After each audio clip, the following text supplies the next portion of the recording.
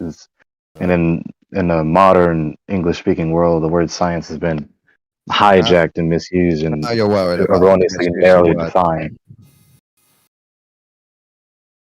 I'm sorry, what?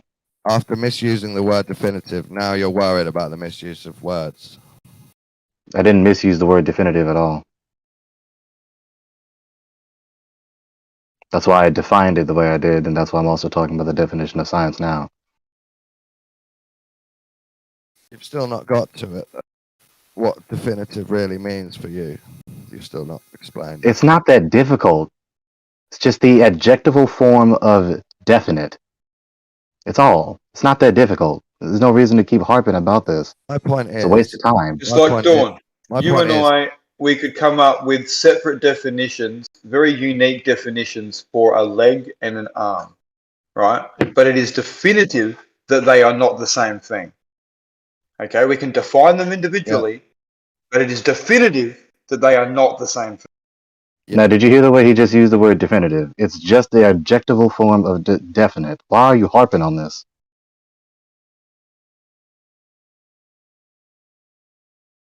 So what it's a waste of time. This is my final point on the discussion. After thank you, Dawn.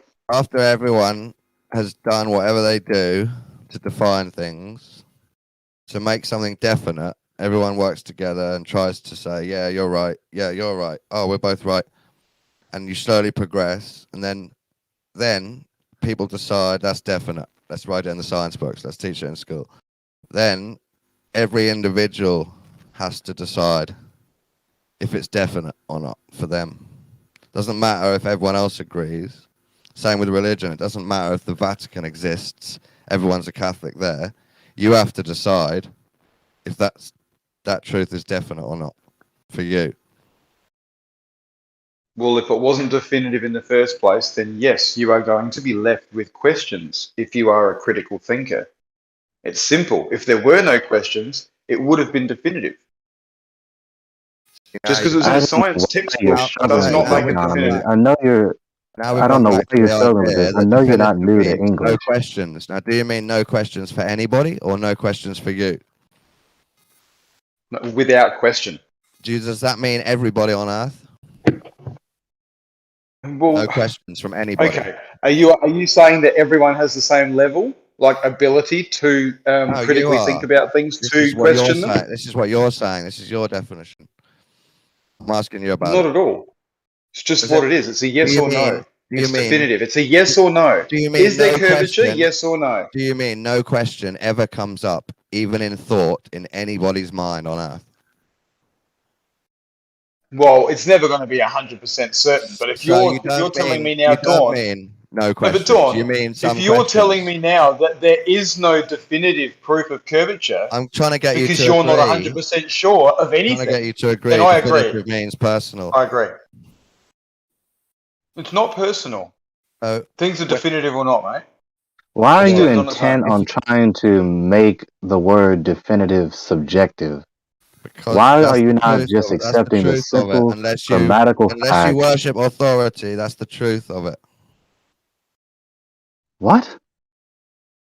You can't even get to the real discussion of how you decide that no one's questioned something and how that relates to fascism. You don't even understand the point, neither of you. All right, Dawn. So what is the point? Tell me, what is the point? Make a definitive, coherent, cogent answer to the question. I've made my final point already. You have to remember what I said and think about it. Oh, I heard what you said. I wanted you to give it one more shot, but if that's the best that you're going to give me, if that's the best that you're going to give me, then you've given me an incoherent, unintelligible answer. Okay, let me try one more time. Because you can't decide how big the scale of non-questioning is to an authority that you haven't explained, that means your definitive things have to come from an authority that you don't even know. Meaning you worship authority and can't make your own decisions as a man.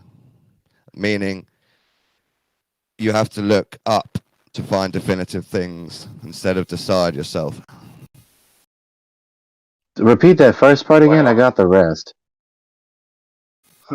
You haven't explained how something becomes definitive and how people don't question it, or how many people are allowed to not question and it's still being definitive. You haven't described who makes it definitive, who decides if that question's valid or not a real question. You haven't explained any of the dynamics of how something becomes definitive for you. Dawn. Okay, Dawn, this is the first time asking. An authority. Is my arm different to my leg? Those things. Is my arm different to my leg, Dawn?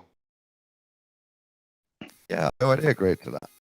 Are you going to be left with a question as to whether an arm is a fucking leg? Do you think anyone on the planet would question whether an arm is a fucking leg? Now you get it. It is left without question, mate. So you do mean nobody on Earth questions, right? Which I asked you before. I just gave you a very good example. I asked you this before and you didn't answer, but now you're answering a bit late. And you're saying, yes, it means nobody on Earth questions at all, even in their mind, right? Everyone, no, it means I clarified that. I clarified that with people who are able to think doubt. And question. Not no one questions it. It's not a description of what people do. It's a description of he just said how much doubt there is. So the distinction between his arm and his leg is without doubt clear. How do we measure how much doubt there is on a subject? Are you serious? With a doubtometer. Yes, I'm very serious. How do you measure how much doubt there is on a subject? So this is the problem. This is the problem with people like you, is that we try to have a fruitful, edifying conversation, and then you go to these absurd ends. Just a normal, simple question. No, because this is a moot and vapid question. Okay, so we have to. So you would abandon what is simply and readily known by everyone who has two brain cells to rub together in the English language. So you don't need to entertain responses like that, Time. You just expose it for the foolishness that it is. To really sit up here and pretend like he can't understand that. To really sit up here and pretend like he really has doubt as to whether or not an arm is a leg or a leg is an arm. That is a deliberate choice to refuse to believe. I explained this a couple of days ago in Science versus Pseudoscience, where I explained not all doubt is justified. People like him think all doubt is justified. No. There is rational doubt and there is irrational doubt. Now, if such basic concepts like define, definite, definitive, arm, leg, chair, not chair, etc., if these things, if he makes it seem as though he cannot grasp these things, okay, he's making communication impossible. Is this deliberate, Dawn? Oh, he's gone now. Oh, really? Oh. Yeah, he got frustrated that his sophistry didn't work with that last little retort he gave. How do you measure doubt? Are you serious right now? Yeah, no, I thought he was still listening. Damn it. Like, are you new to reality? Like, do you know that doubt is not concrete? You can't quantitatively measure doubt. Yeah, well, that's why I joked with the doubtometer. Doubtometer, like, dude. Yeah, doubtometer. Yeah. And folks like him call himself being intellectuals, trying to bring enlightenment to people, but then they start arguing like that. Oh, it's the most frustrating thing, especially when they cut, like, you might be talking about something, with regards to being definitive and how do we know this, how do we know that? And then they say, oh, how do you know your mum's your mum? It's like you can't have a conversation with someone like that. Right, it gets to a point where this is going on so long that you're just making communication impossible. You're just refusing to acknowledge and accept the very plain and simple truths that I'm saying. Pretty much. That's not someone who's trying to reason with you. It's the very opposite. And that's why you wonder why these particular people that do that tactic do come back in. I mean, I find it quite peculiar. I mean, it really is sophistry because you know full and well they don't think like that in their everyday lives, especially in regards to matters that are important to their well-being. Like with their money, you have $0 in your bank account. What is zero? What does zero mean? How much is how many? No. Like, Define that for me, please. I have $100,000 in this savings account. Where's my money? There's no misconstruing. They have no doubt as to the meaning of that report from the bank teller. Yeah. Like, get out of here with this.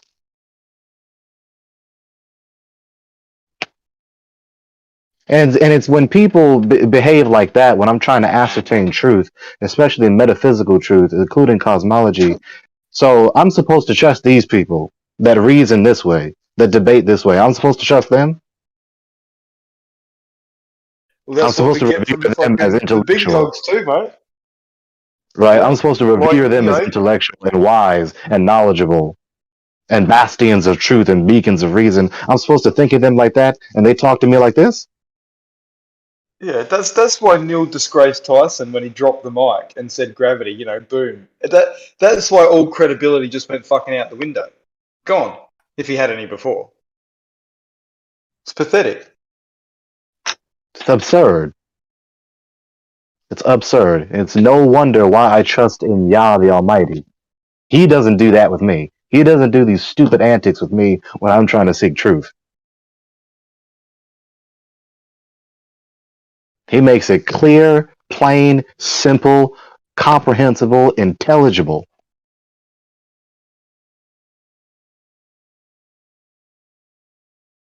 It's pretty obvious. Pretty obvious if you look around. It's a shame. So I'm supposed to trust these people that are so egregiously demonstrating sophistry, you know, so thoroughly demonstrating that they are the intellectual descendants of the sophists of ancient times, right? I'm supposed to trust them. Get out. Get out. Close the door behind you.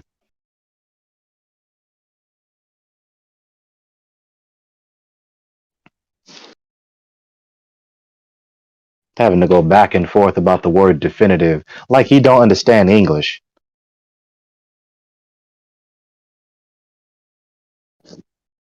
I came into this room expecting to hear some kind of fruitful conversation of an exchange of argumentation. But of course I come in here and I hear him playing dumb about definitive. Oh. So I really can't move on to the central point because you just having so much difficulty interpreting the word definitive in the context that I said it in.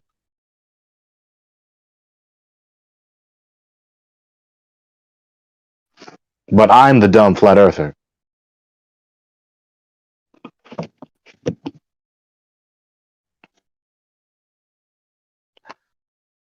Yeah, I shouldn't have entertained it, but there wasn't anything else going on. And that's the proper response to that kind of a trick of debate is where you expose it for the fallacy that it is.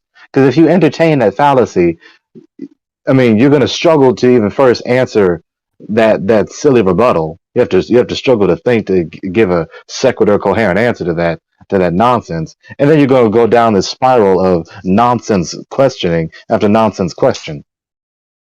Yeah, very true.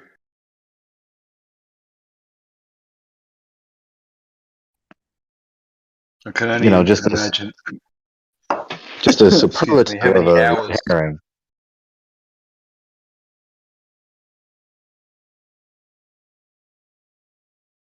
Like I have to, like do I really have to give you an entire seminar on ontology and metaphysics in order for you to have a fruitful conversation with me about this now?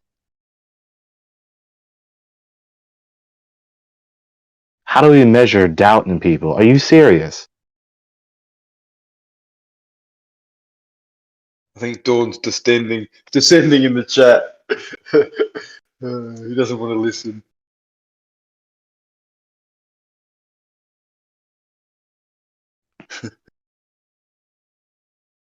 Oh. You don't know what definitive means to you, even though I defined it 4 times.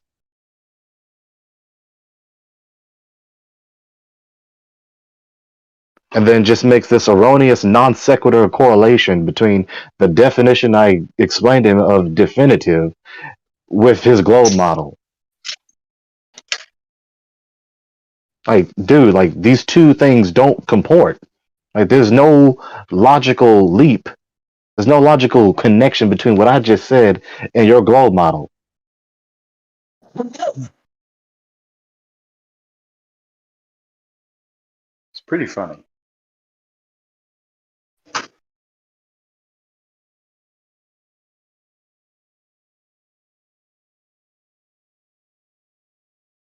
Given your definition, the Earth is a globe. What? But like, just abandon logic, right? Like, don't just forget making a valid conclusion that is sequitur with the premises.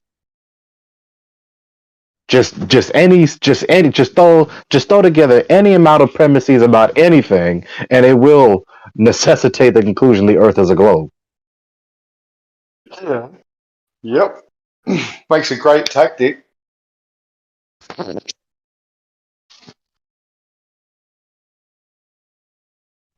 There comes a point when you're in a dialogue with someone, especially a debate, and like what he said, they're demonstrating that they're not trying to reason. And when that becomes clear, when that becomes definitive, you understand what I mean when I say that? When it becomes patent that they are refusing to reason with you, that's what you expose them on.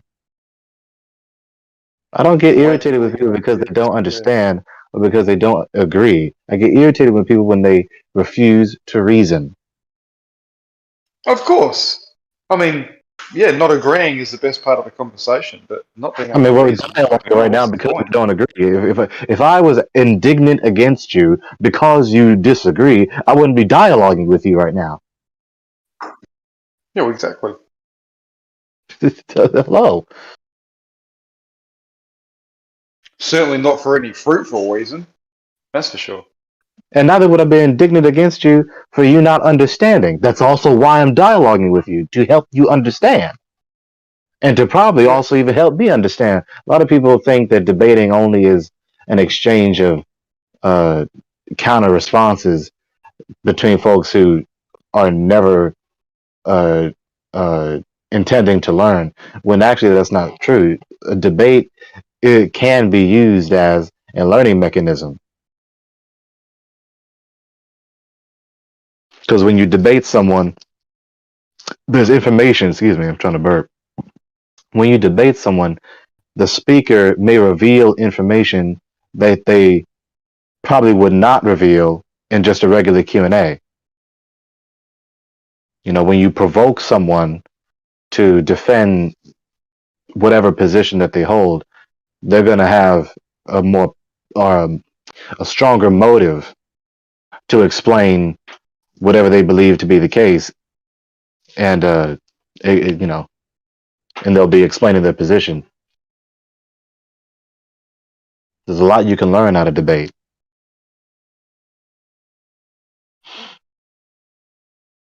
I mean, someone who's just monologuing in a presentation does that with themselves. They diatribe, right? They say their position, and then they acknowledge some counter argument from a counter position, and then refute that. The speaker is debating themselves, and they're and it's teaching the audience.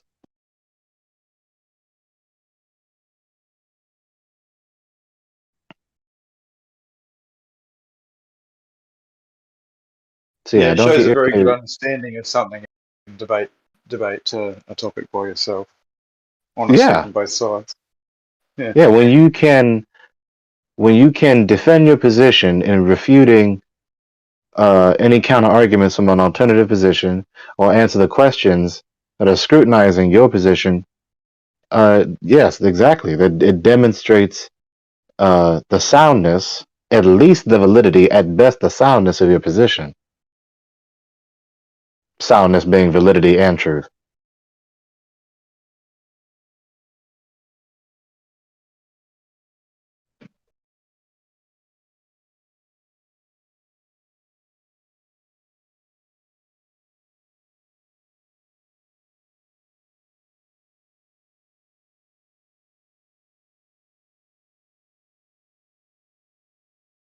A little peek inside my heart.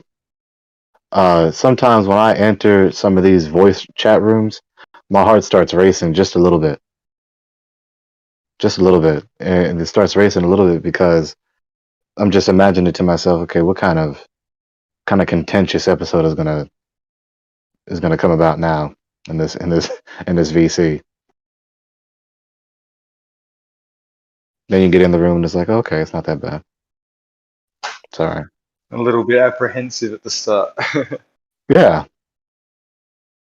It's like, oh, can I maintain self-control also? Can I not spiral? When you don't get that feeling, mate, it might be time to stop popping in. Yeah.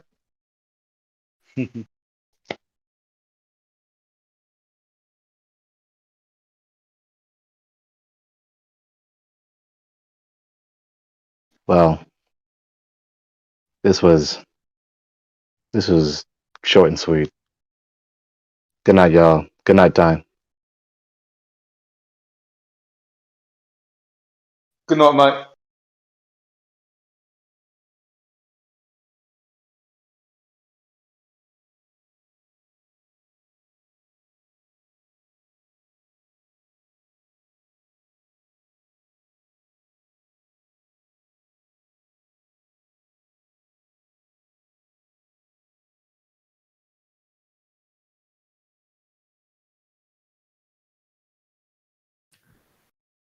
I didn't get to ask if he thought flat Earth was definitive or not.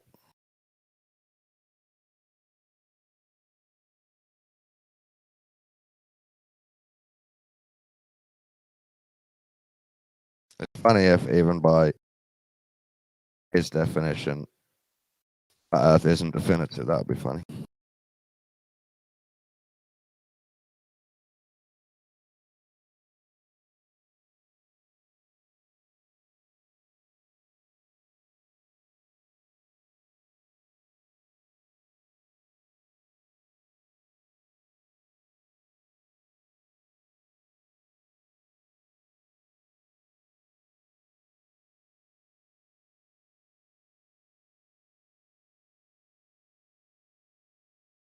By his definition of defining something, you just say it's observed flat, it's been measured flat, it's flat. So definite, defined and definitive. But you can't use the no question thing, because obviously all globers have got questions, and that's loads of people. All globe believers have got questions, that's a lot of people.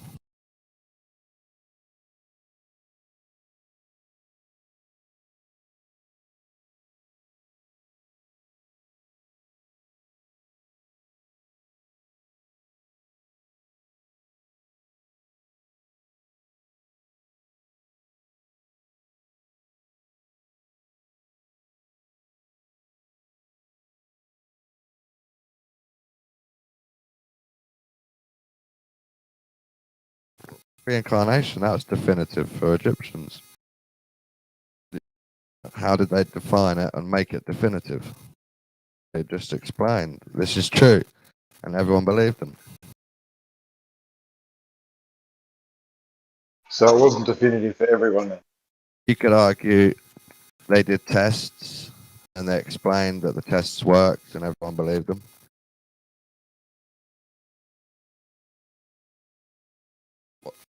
I guess my point, Tom, is everyone has a different definition, so definitive in its very self is ambiguous.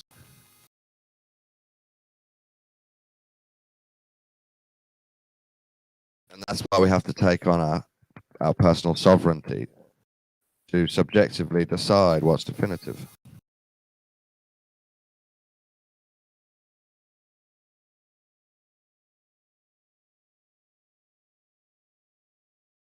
Right. That's the problem with Some things. I was going to say that's the problem with reducing everything to this kind of dialectic, where it's like, oh, it could be true, it could not be true, and then we just hide in this kind of solipsistic haze. You know what I'm saying? Yeah, that's what I think. We do have to stick to the other definition of definitive, where everyone does science and decides together. Consensus becomes a thing. But obviously there's a downside to that, because if it's a religion and it's not true and people get carried away, you can form a consensus without it even being true. Dawn, some things are subjective and they'll never be without question. They're not definitive things, but some things are, and I feel as though curvature should be. Simple. Okay, let's go from there, I guess. How do you make it definitive? What does that entail? Making curvature definitive. Does it just mean Physically convincing measuring. all the flat earthers? Is that what you mean? No. Having it left without question, like the arm and the leg situation. But if we name who's questioning it now, it's just the flat earthers, right? They're the only ones questioning it. Is it though? But is it though? Aren't concavers as well? Well, you know what I mean. All anti-globers, all globe skeptics. So all people with questions. So all the people with questions are the only ones questioning it. All flat earthers and a few other people. That covers with it. Questions. So all of those people with questions are questioning it. Yes, they have questions. So what do you mean? So you mean definitive as in we have to, as a globe-believing civilization, we have to stop all of those flat earthers and concavers questioning it? No, you don't have to. But if you would like it to be definitive, I'm asking. That's what you would need to do. Okay, so you do mean something is only definitive if you've convinced all the flat earthers. That's what you mean. No, don't say all the flat earthers, because I'm sure there's some out there that aren't capable of critical thinking. Okay, but when I say all, I mean most, all the ones that matter, that think. No, just if it's definitive, there are no questions, like the arm and the leg situation. The same thing, dude. Do you get that? I'm labeling all the questions. So flat earthers, concavers, and the other people with questions about globe. Yeah, I need to convince all of them it's definitely a globe. That's what you mean. Okay, so these same people, do they have questions about whether an arm's actually a leg? No, we've been over that logic. I'm just getting you to agree. This is what you mean by definitive. We have to get everyone to agree it's definitely a globe. That's what you mean. No, not everyone to agree, because I'm sure there's some crackpot out there that thinks an arm is a fucking leg. When I say everyone, I mean all the people that matter. You want me to be. Okay, you have to define it's not even the people that matter. You have to define which ones we have to convince. Who do we have to convince? No, it's about whether it's definitive. It's not about this is what you mean by definitive. You mean converting people that have questions. So no, how many not people? Converting. Why are you converting people? Is it because you're stuck into religious mode? You don't want to discuss it. I am discussing it directly. Being semantical on purpose and loose, and I'm trying to get you down to explain it properly, and it's like you don't want it. No, you're trying to give me something that's definitive that's not, and asking me why it's not definitive. I'm trying to get you to explain. You mean? Sorry, I interrupted a little bit. Your opinion is that it is. I want you to explain. What you mean is we have to make all the sensible flat earthers and concavers and globe skeptics sure you don't have to make them. No, you're not making them. You're not convincing them. All you're doing is providing definitive evidence for curvature. That's all you have to do. Wouldn't you call that flat earthers will look at that. That's not convincing. No, convincing is showing whatever you need to. That might not even be true. Putting the evidence on the table is just literally doing that. Putting the evidence on the table. Convincing someone. Okay, I could convince you of a lie, Dawn. Yeah, that's what I'm getting. Hello. Well, no. Are you going to try and convince me of a lie or prove to me something? That's what. Which one is it that you're trying to do? You don't know the difference between the truth of curve and being convinced it's a curve. You're not sure of the difference. Oh, the truth. So not a fact, it's a truth now, what that you know. So you have an opinion. Truth, same thing. Same thing. Fact. Okay, is that fact definitive? Is it a definitive fact? Or has someone got questions? Unlike an arm and a leg. I'm going to speak to what I think you've tried to explain. You've tried to explain that. Well, you're going to get it wrong. Definitive means. Just averting the fact that you can't give anything definitive. And that's why you keep doing it. Definitive means for you and other globe skeptics that you trust are good thinkers to be convinced. That's what you mean by no questions left. And I'm saying that's not going to happen because you've decided to be unconvinced. No. Okay, so if you convince me of something that I could go and verify, then I could go, okay, yeah, so he convinced me of something and now I've verified it. Good. But if you're going to try and convince me of something that I just have to have faith in your knowledge of, then no, that's still not definitive. You may have convinced me, but it doesn't mean it's definitive because someone else still might not believe it. Yeah, so you mean you and the other globe skeptics? No, I mean things just have to stand on their own and be definitive. It's not about anyone's opinion. Oh, no. You don't understand how people think now. It's not about that. How can something stand on its own That doesn't without matter. someone's opinion about it? People have to have an opinion on the thing that's standing alone. Okay, the arm and the leg. Does that stand on its own? That an arm is different from a leg, Dawn? Is that definitive enough for you? Deciding that Are you still struggling? Look, dude, deciding two parts of a human body are different things, yeah, with a different label. It's completely different to deciding if Earth is curved or not. No, but would you say that's definitive? Well, no, hang on. Curving or flat, arm or leg. Curving or flat, arm or leg. Very different fucking things. Okay? The arm and the leg is definitive. Would you agree? That's definitive. In my definition. For me, I agree. Or are you left with a question? I agree with the definition. Curve or flat? Curve or flat? Is that without question? Or are there questions? See, what you've done is two theories about Earth or two actual things on a body. So you're avoiding me answering the question. It's and I wonder why, Dawn. You're comparing totally different things. No, but it's a question. You can answer it or not. You can say it's a different question, but you can still answer it. The context for the question didn't relate to the question. So it makes it a mad question, sorry. Okay, is flat different to curved? Yes. Can we just ascertain that? Yes, it is. Okay. Right. Could you say, like an arm and a leg is definitive, they're separate things, that flat and curved could be classed as two definitive things, separate from each other, or not? Yes. Excellent. We're there. Thank you. You did it. You could have said that before.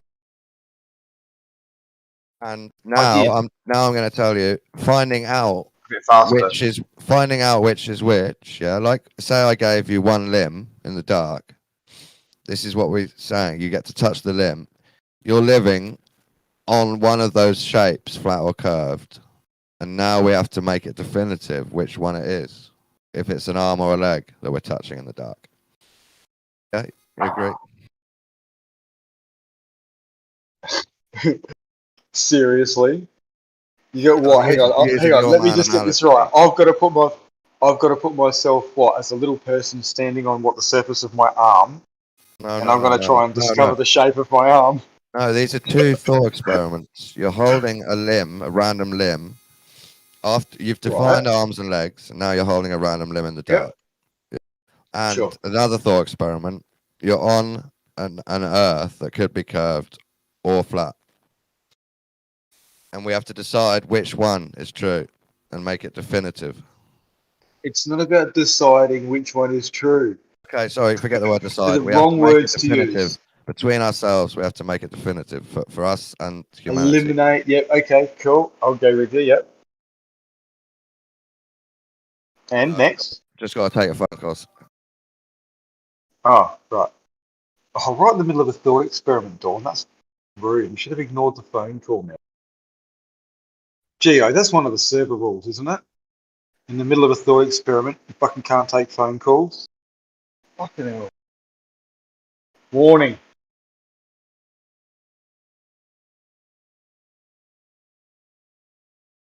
I'm sure that was in the server rules. Rule 3 or something like that.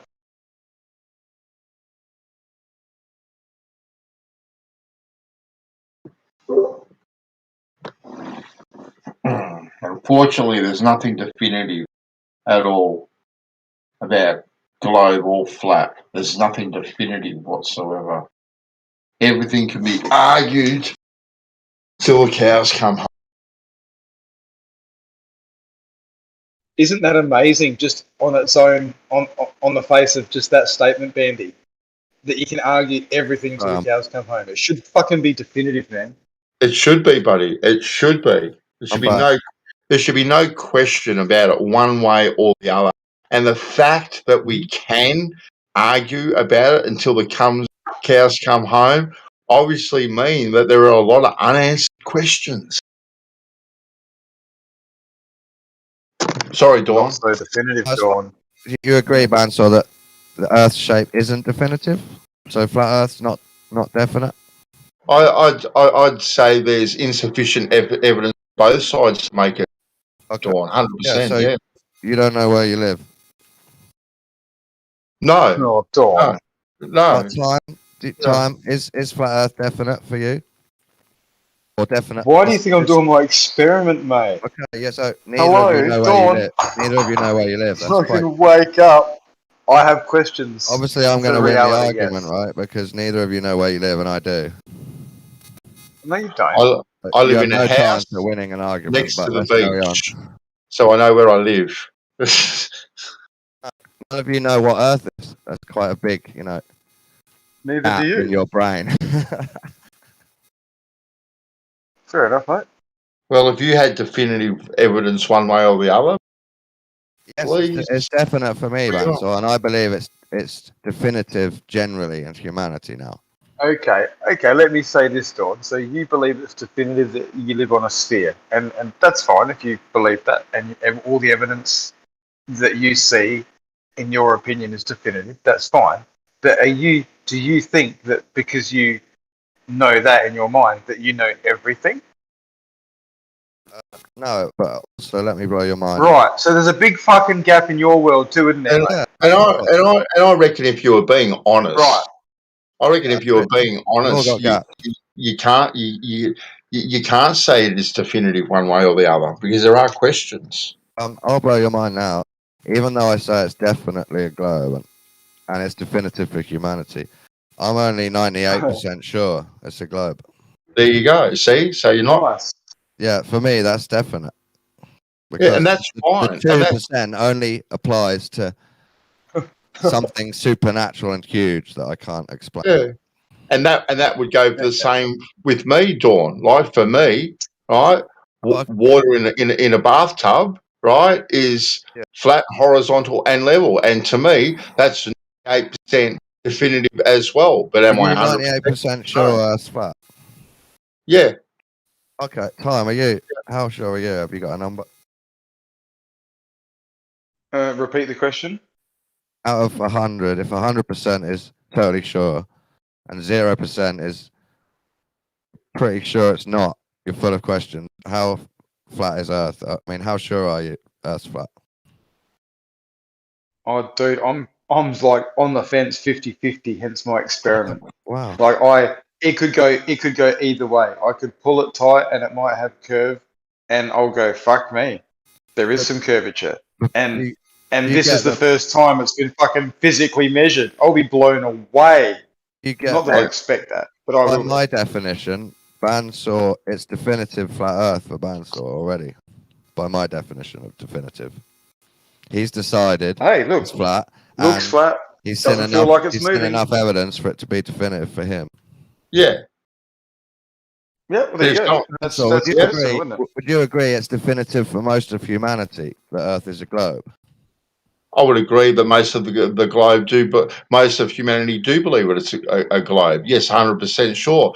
But I would also add a caveat to that most of humanity don't actually really think about it, Dawn. Yeah, that's a good caveat. But do they need to for it to be definitive?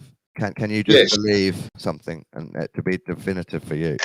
Because I trust scientists. They do that for me. They've found it out. That's definite now. But, I would love for there to be an experiment that was definitive one way or the other. Like, I'm not, Yeah. I've got a lot of hope for White's experiment. Now, to me, is that going to be 100% definitive? I'm not sure, to be quite honest with you. I'm not 100% sure. Do you mean by definitive in this context that all flat earthers stop having questions? Well, I don't think you should ever stop having questions. Oh no, you're not getting my question.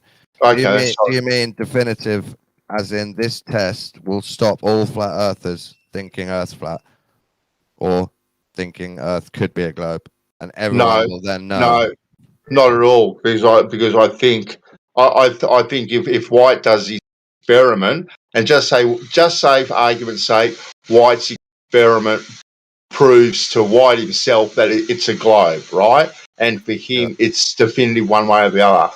I think there'll be most of the flat earthers out there will go, you know what? There was this wrong with the experiment. There was that. Great. Let me tell you my question again. Do you mean a full definitive test would be a test that stops any flat earther questioning it again, and all globers and all flat earthers then agree on the same thing? There's no. Okay. So do you think that's possible for a test that will stop, that make all flat earthers and all globers agree? No, I don't. I don't think. I don't think in this realm it's possible, Dawn, to be honest with you, if I'm being completely honest. Because, would you agree, that's because we all decide subjectively what's definite to us in the end? I think that's part of the reason, yes. Yeah. How I feel about it. Yeah. And I don't think there's anything wrong with that to a certain degree. I don't think there's anything wrong with that.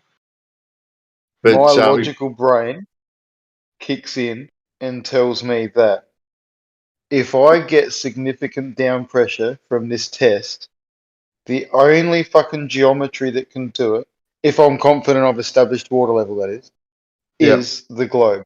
Now that alone will have me going, fucking hell, that'll flip me onto that ball side because there shouldn't have been any down pressure. Now, obviously, for everyone else to be in on that as anything definitive, they need to repeat it. It needs to be repeated. You know? And if it's repeated in several locations and all of them, show that there's significant downforce in the middle when the line's pulled tight and it's very consistent with the application of tension, then I think more people would have to go, well, fucking hell. That, because it can't happen if it's flat. It simply can't happen if it's flat. Yeah, I would agree with you 100%, White. Now, you've taken optics and that's out a science experiment.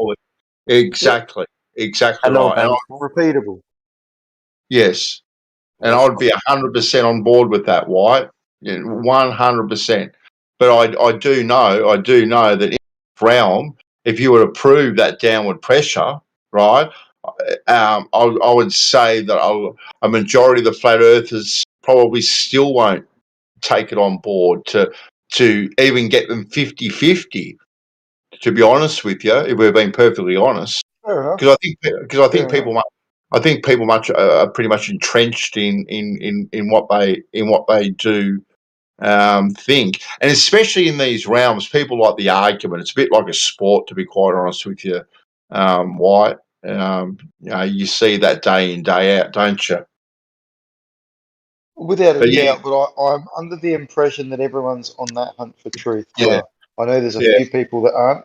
Maybe there's more people that aren't than I think. I don't know. But you know yourself, White, when it comes to be doing that experiment that you're doing, that I'm on board and I'm down there doing it with you, 100%. Oh, sure, mate. Yeah, definitely. I know you're supportive of it. Oh, yeah. But replication will be the key, without a doubt. Yeah.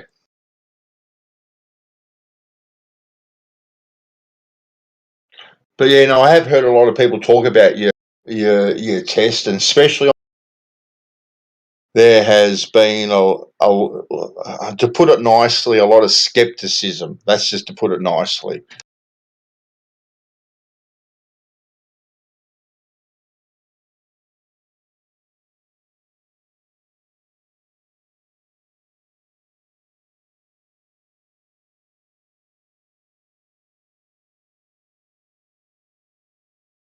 Or relish being the underdog, mate.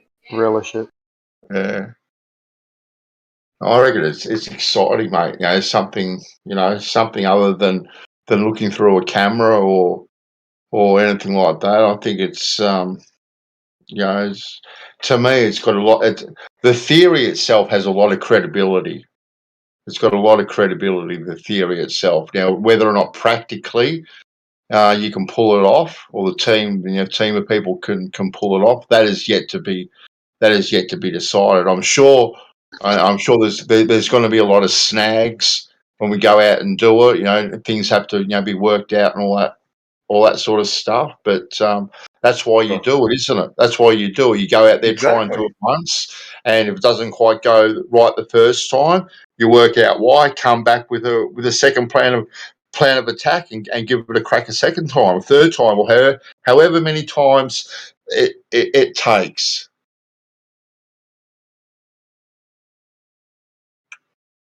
But hey, how are you, Ansel?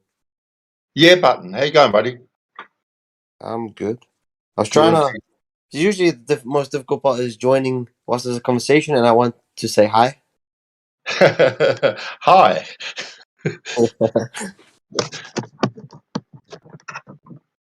Have you seen have you seen White's experiment, Button? What he's trying to do? Who's White? Oh, sorry. Time isn't real. Oh, okay. What's his experiment? Of course, it's real, you nutter. What'd you say, Dawn? He's trying to start a fight. Of course, time is real.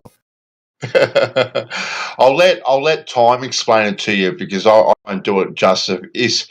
I won't do it justice. That's if time wants to explain it to you. You might have some ideas. Explain what? The experiment or time? No, the experiment. Mate. Go for it. Well, basically, what time wants to do is get a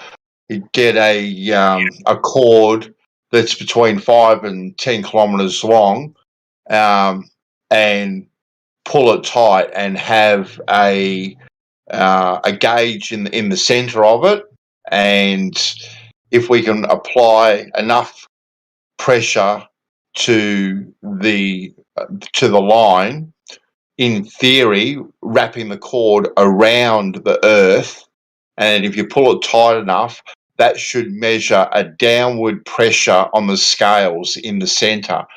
The tighter you pull it, it should register a higher pressure on that scale in the center. I think that's basically it. White, have I done it justice or not really?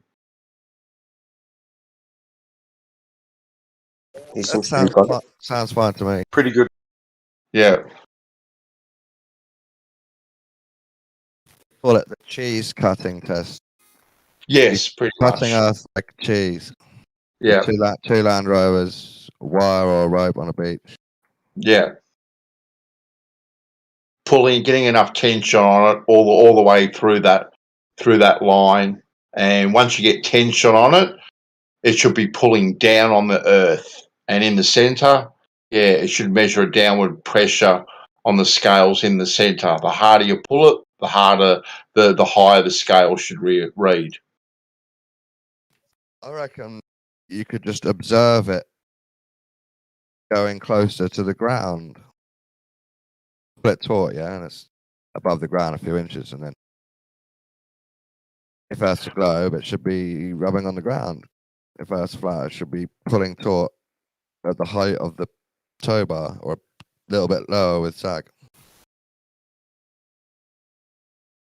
Well, I think it'd be pretty much impossible to pull a 5K line taut enough so it's above the the Earth per 5 kilometers. That'd be impossible to do that just with sag factor alone, Dawn. Okay, so that's why we need the scales, because of the sag factor. Yeah, exactly. So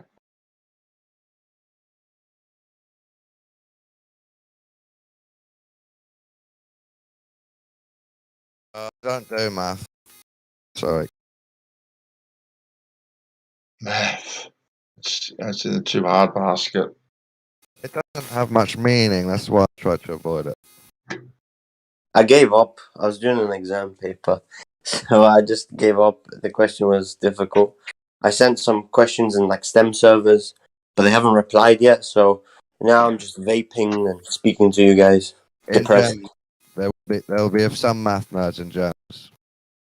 I already asked over there. Even if there is somebody who can help, you know, they may not be bothered.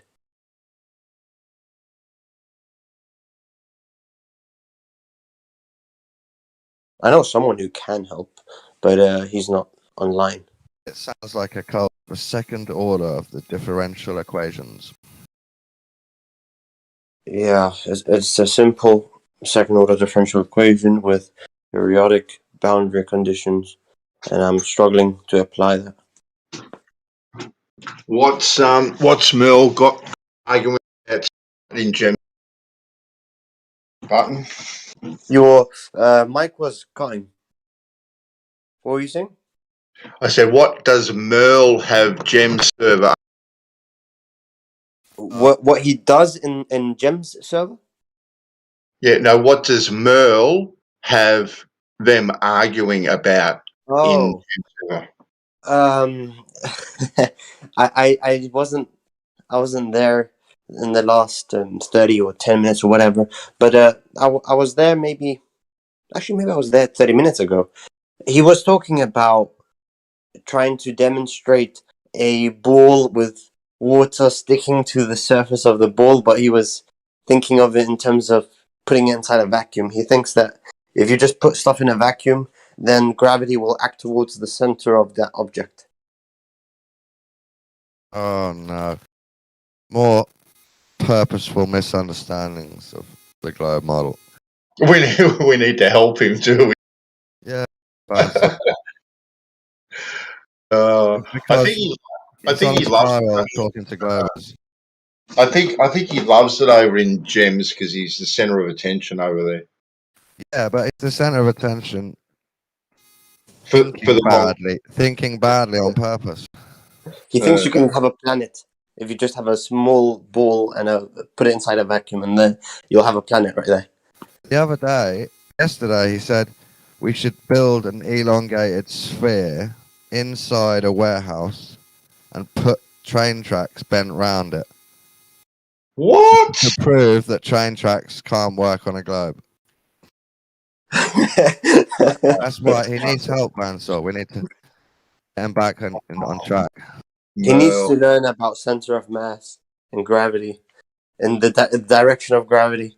It's not going to be... Gravity isn't going to magically point towards that ball.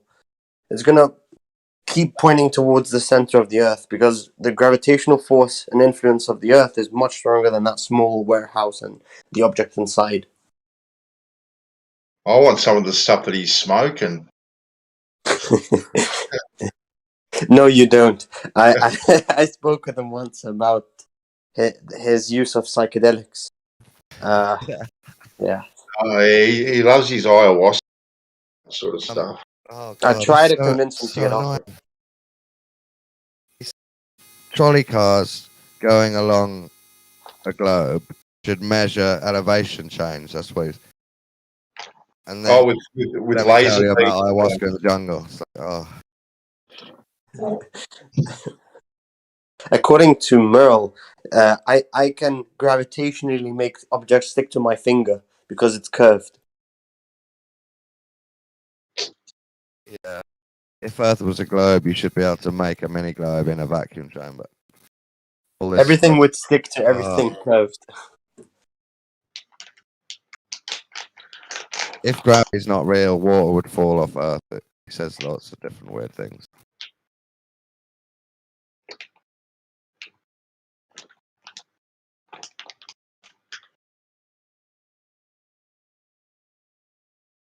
I told him, don't interpret your psychedelic experiences as something real.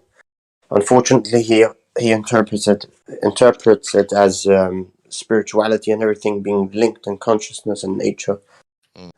Basically, a mess. I mean, it does point to that. You're not supposed to take it full literal if you've just hallucinated, obviously. Spirituality and facts are two completely different things. No, it can be a fact that you are, but it doesn't actually make that spirituality fact. You can use philosophy, you can use philosophical reasoning to prove some stuff, but obviously he doesn't use that. He uses experience and psychedelics. Oh, for me, even someone else's psychedelic experience is proof and evidence of spirituality and connectedness. I don't take it as full literal truth just because someone's hallucinated. It's a pointing. It points towards it, and it's evidence for. A clue, like a clue. Yeah. A clue that you have to stop. You're seeing a unicorn walking through the zebra crossing on the street. That's a clue you need to stop taking that. See? Yeah, you're supposed to do it again and go and see the unicorn again and maybe question yourself while you're seeing it. This time it's going to fart rainbows. Do science on drugs, yeah, that's a good idea for some people. Your hand is melting. I don't know.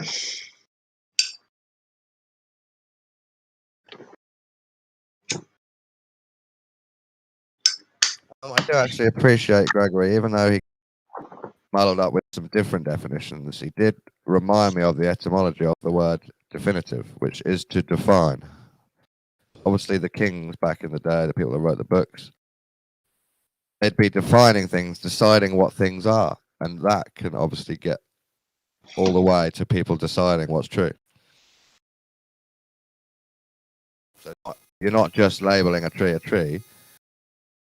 You're saying this is, everything around it is or isn't. You start defining truth, using definitions. You make things definitive. Then it's up to people to agree or not.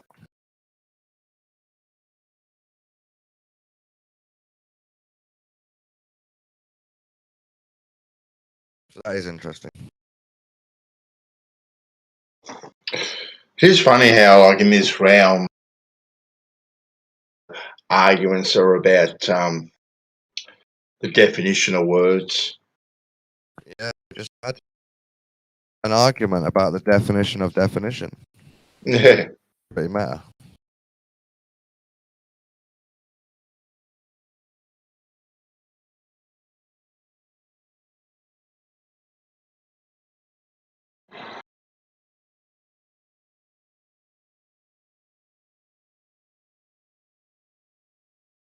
So, Butter, before it disappears into the ether, can you think of anything wrong with the idea of testing if Earth is curved by pulling a cable down round Earth onto some scales from two Land Rovers on a beach? The problem is I'm terrible with imagination. I need like a picture out so I can understand what's actually going on. Oh, well, I'll try and paint it for you. Imagine the top half of a cross section of the globe. A big one or a small? Yeah, so it's just a boob shape, a hump, one hump. Yeah, and then zoom right in to the hump, and now we've got a small section of beach that's supposedly part of a hump, big globe-sized hump. Now you put two Land Rovers on that small section of globe-sized hump beach.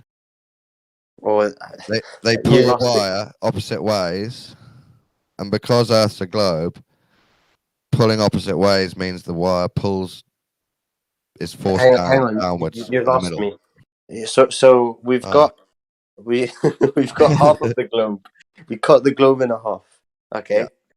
There's this huge. My voice cracked. There's a huge rope. Sorry, I might have to do the drawing. Okay. Whilst you do that, I'm gonna try and solve this differential equation. You at me or just tell me when you're done.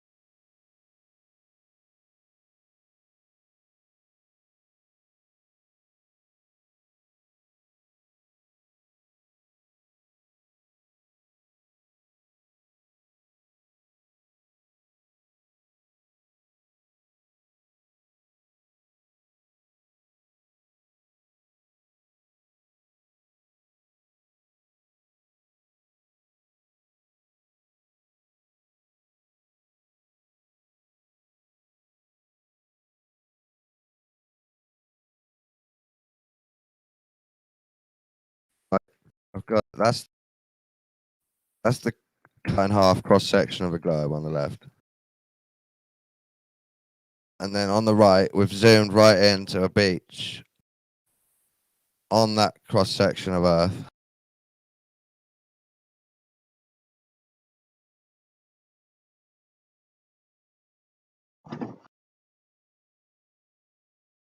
One sec. These guys are helping me.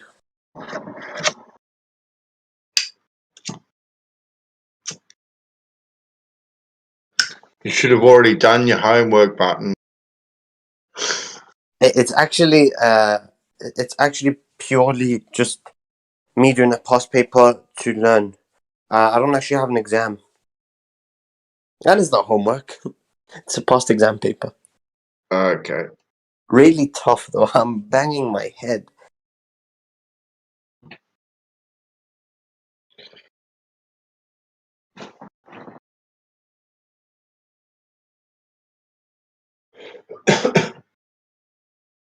Hey, Dawn, those when you got your door put in, did they fill those gaps with foam or anything, or did they just?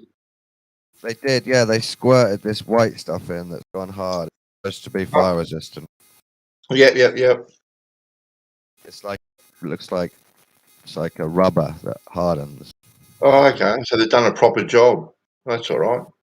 Looks nice, yeah. I don't know how well the new big frame is connected to my brick, but I assume it's okay.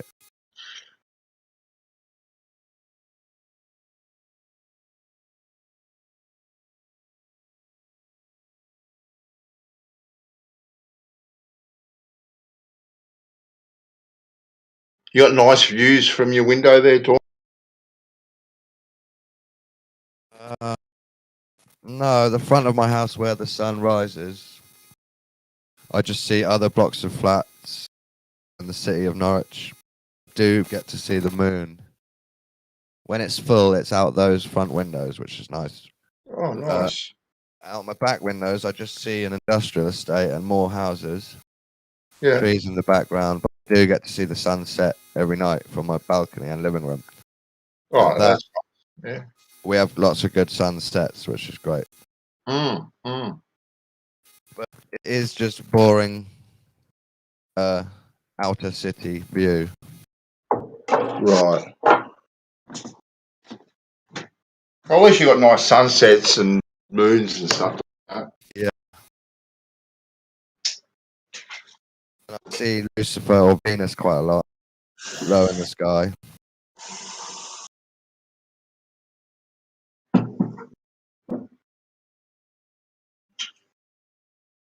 And if you go out, you can see Ryan and the Big Dipper quite well. Oh, cool.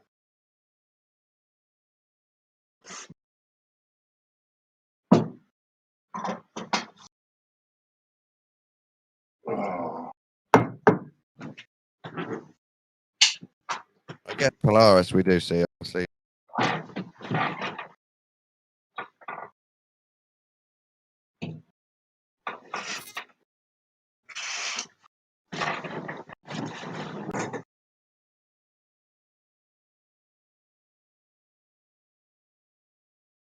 And Mars is actually a flashing red light from where we are.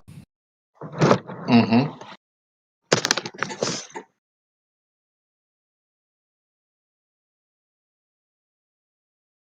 Yeah, he's in gems. Yeah, I think getting help with math, if you're No, interested in math, is more important, isn't it, than thinking about I'm talking about hypothetical globe tests. You know, I was talking about Merle actually. It's over there in gems. I've got my friends to say to him, "Come on, stop talking to Globers." Yeah. But he hasn't listened yet. He has not listened to me. He's saying more and more crazy stuff. I don't know why he doesn't hang around more people. I don't know why he wants to put himself through the abuse and ridicule. He feels like they're gatekeepers and he's cracking the matrix or whatever. Yeah, well, he ain't. No, he's not. You go in there, and if you spend a year or two, you understand the whole community of globe Earth, flat Earth war online. That's enough. There's nothing else to learn. No. You're not going to expose the Freemasons by sitting in Discord, are you? No, not at all. Not at all. You just give them a plaything. That's all you're doing. Just give them a plaything. Exactly.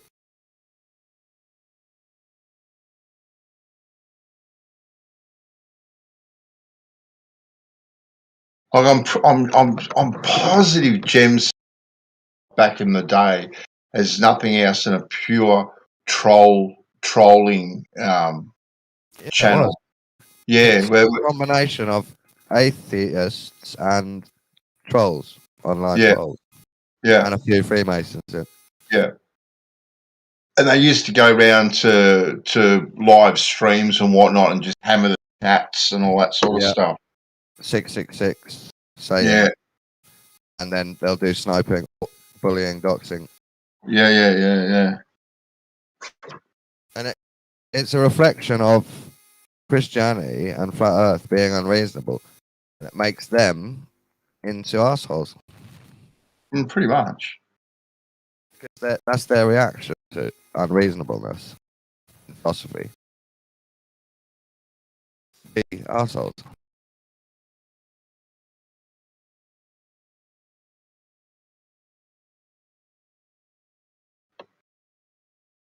Yeah, and that's why this server's actually not. It's pretty good actually. It's pretty chilled and for a majority of the time. Yeah, it gets heated at times. I was thinking about this last night. I've got two servers and they're both only when you're in here, Bandy. Totally dead. Both my servers are dead, and I think it's because I don't have any drama. And if you don't allow an argument, the whole concept of Discord doesn't work. Yeah. Discord is just communication. That's all. It's like confused, argumentative conversation. Sometimes that's what it means. You're just having a Discord with someone, just conversing with. Yeah, you might be right. It should have a positive meaning as well. But do you know what I mean? This pro platform called Discord relies on a type of backwards and forwards disagreement to keep it alive.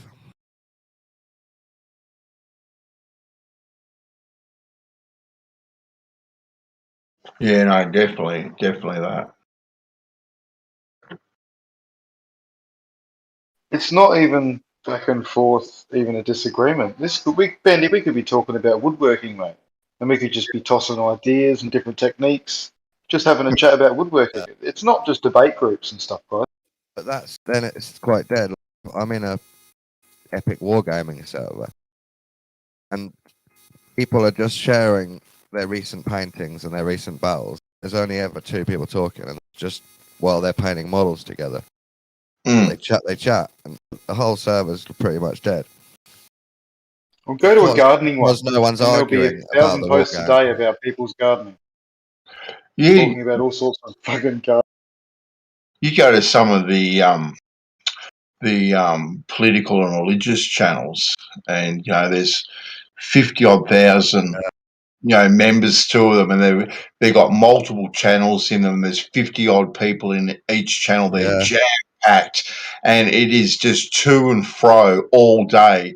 Quite heated at times. It's even worse than Flat Earth and Globe Earth. Yeah. And but it's so successful because that's obviously the attraction. People want to get in the hustle and bustle of it, or listen to it. They don't want. People don't really want to listen to a cordial conversation. Generally, they want the drama. They want the drama that's attached to it, and the vigorous discourse.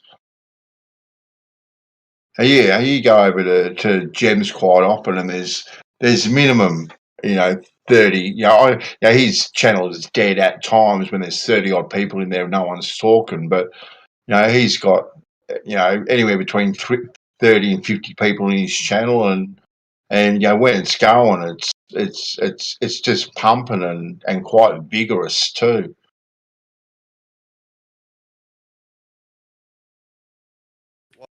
But what do you want to learn math for if it's such a struggle? What's it for? What's the purpose? I'm trying to become one of the best physicists, and this journey sucks. You don't do it. Don't do it. Well, not any physicist, theoretical physicist. I don't want to do experiments. That's boring.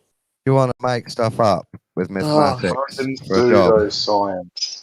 Don't aim to be a pretend scientist. Oh, that's terrible. weird. It's really is. I mean, string theory has no experimental evidence for it, but that doesn't mean it's just pseudoscience. No, I know it's something for your brain to do, and you could be good at it. That's exactly what it means. Doesn't mean anything. It's torture. I'll agree with you on torture, but I do not agree it's pseudoscience. We use it for calculations at CERN, for example. Quantum field theory. They use that to make predictions at CERN, and then they use experiments to verify the predicted value. What do they predict at CERN that helps us here? Helps us here? What do you mean? Yeah. Well, they do all these experiments at CERN, like they fire these photons through these.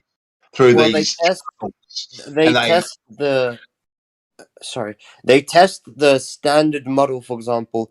An accepted model is called the standard model. You know how you've got stuff like Big Bang Theory and blah blah, or general relativity. They often do experiments to test and try and falsify these theories, and obviously, if they can't find any discrepancies, that adds evidence and weight to those theories. But we always try and, not we like me, but we always try to falsify them. I've got so many questions. What if you could put it into layman's terms, like human being terms? What do you want to find out about the universe by this lifetime of study of theories? So there's the current big prize century question is the issue of quantum gravity, trying to link together gravity and quantum mechanics. What would that tell you? What would that tell us? Well, it would tell us how gravity behaves at very tiny scales, like at the atomic scale, and how we can apply it to the center of black holes, as far as that my understanding is. But don't take my word for it. You just want to understand the complex gravity that we don't understand yet. Basically, a unified theory. Yeah, I get that. I get it now. Yeah, physics.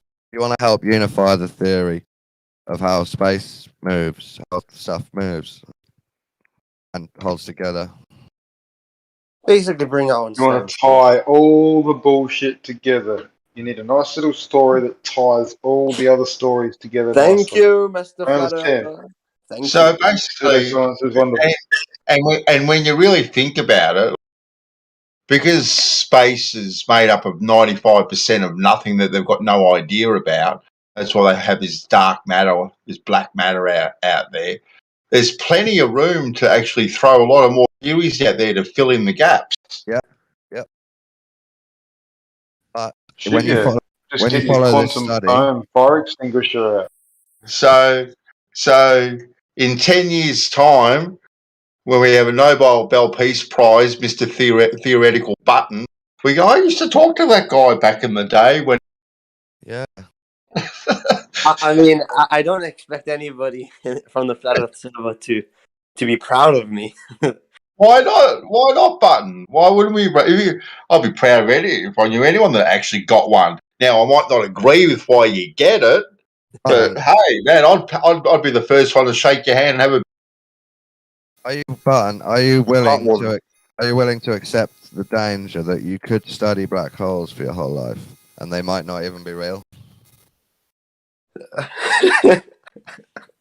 That is a risk, right? Whole risk. I believe black holes exist, but Einstein. So would a scholar, a religious scholar, they believe God exists. Einstein doubted the existence of black holes, even though his theory of general relativity, the equations predicted the existence of a black hole.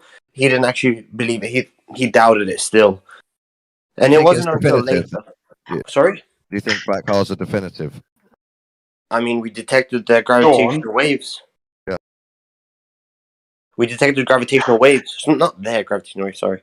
I think it was the first detection of gravitational waves, I think, were from two neutron stars orbiting and then colliding together.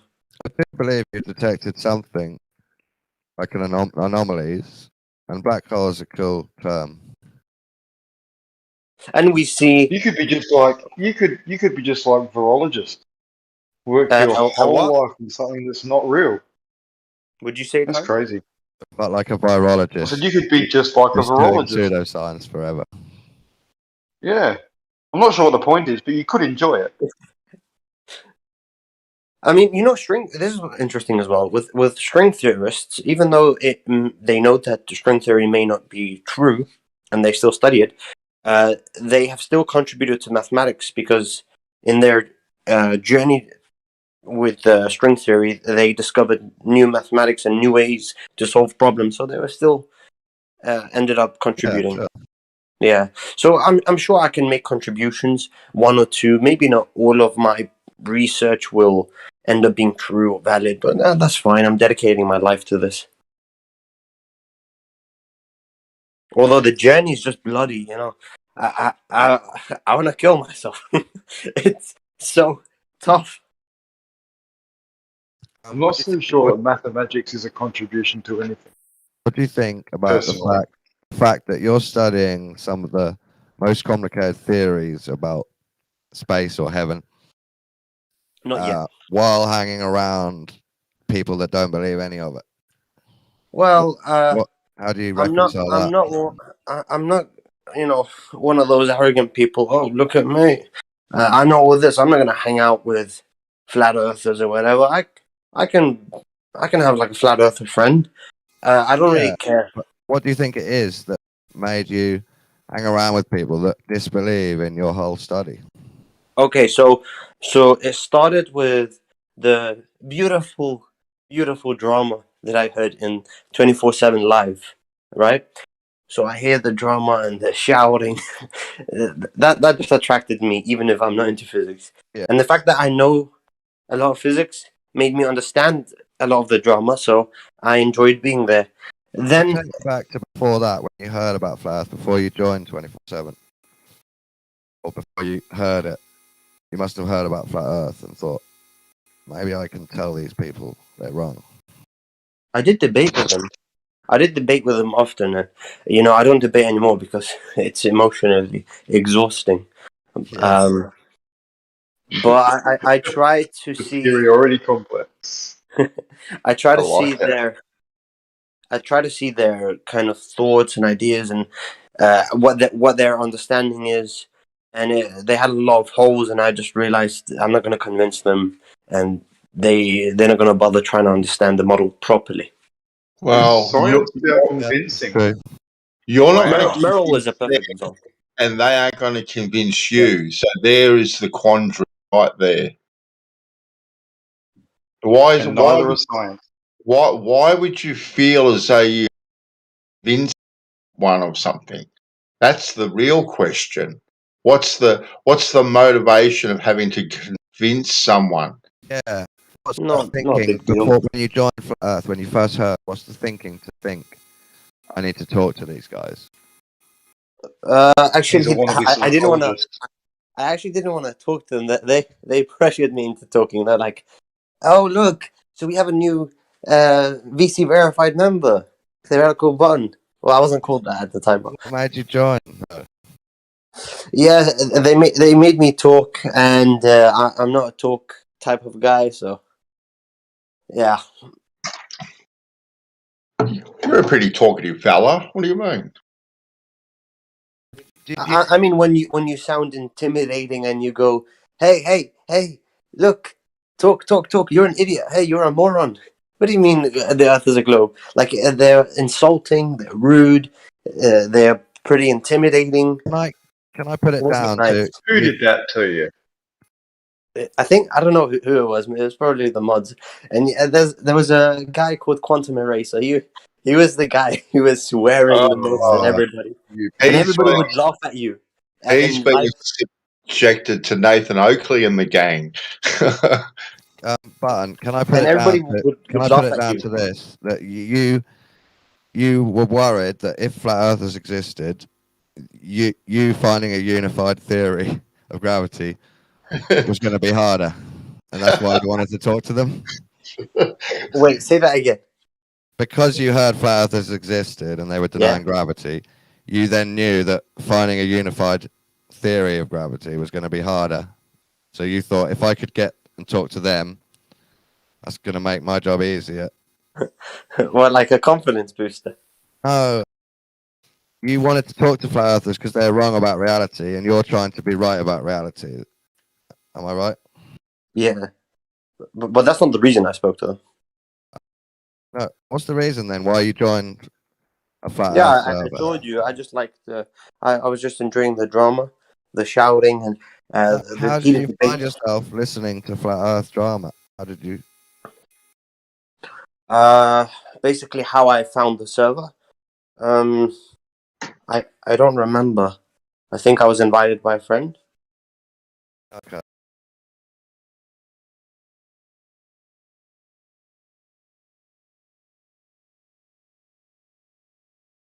What do you think will have more impact on humanity's understanding of space? You devoting your life to string theory, or Flat Earth existing as a movement? I obviously I know that flat earthers will not contribute unless they try and make contributions the professional way. They try and actually study. They study mathematics, and they want to offer an alternative model in a professional way. Then yeah, they can make contributions. But from what I've seen, like the server hanging out there and speaking like that and pressuring people to talk, they're not making any contributions to science. Yeah, so you reckon Flat Earth existing will have no effect, and you'll still be able to understand reality? You want contributions, Button? I'll give you a contribution, right? You look at stars. Well, to me, stars are just energy. They're just a frequency. They're a vibration in space. They vibrate that violently that they create their own energy source and thus light. So there is a little theory for you to run with. I've got no idea what that That's means. actually true, man. Anyway, I've got no idea what that means. vibration Frequencies? is what a star is. That's actually true. There you go. See?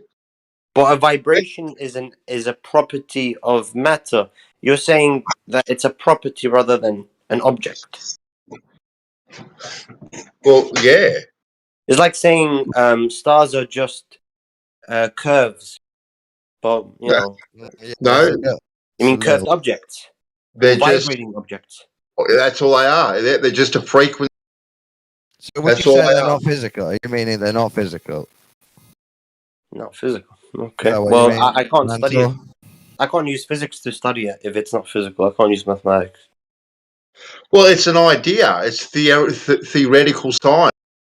I Right? would say Physics. that's philosophy.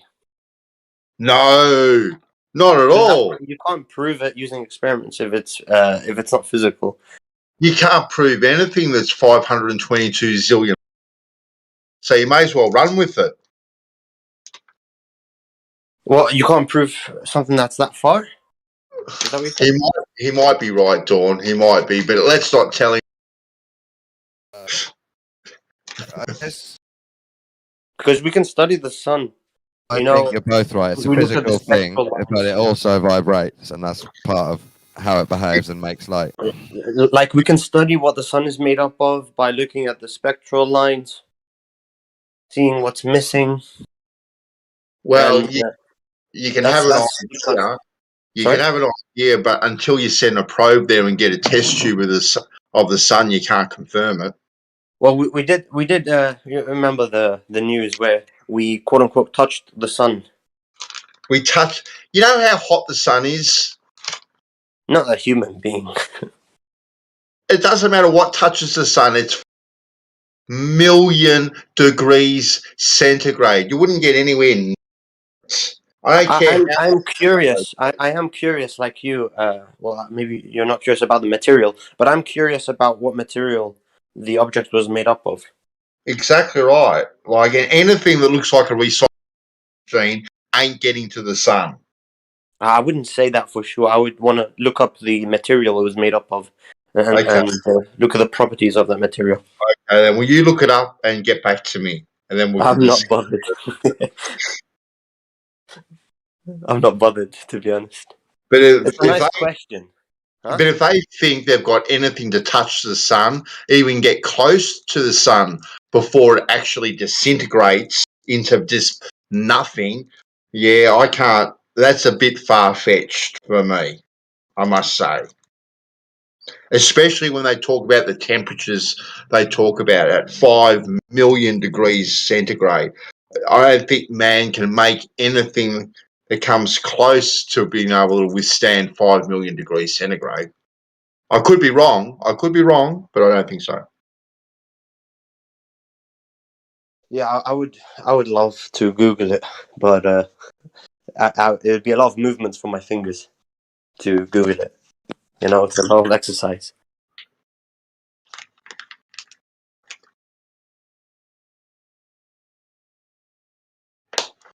Well, they can't study them, Dawn. They can't get close to them to study. They can just look at them. And Mr. Button can just theorize about them. I like the idea that a physicist is saying, no, we really need to find out exactly what's happening. It's important. A flat earther just says, no, it's just energy vibrating. Don't worry about it. Don't worry about it. Don't devote your life to studying. Well, it ain't going to change our lives, even if they. They're still going to be in the sky, regardless of what they are.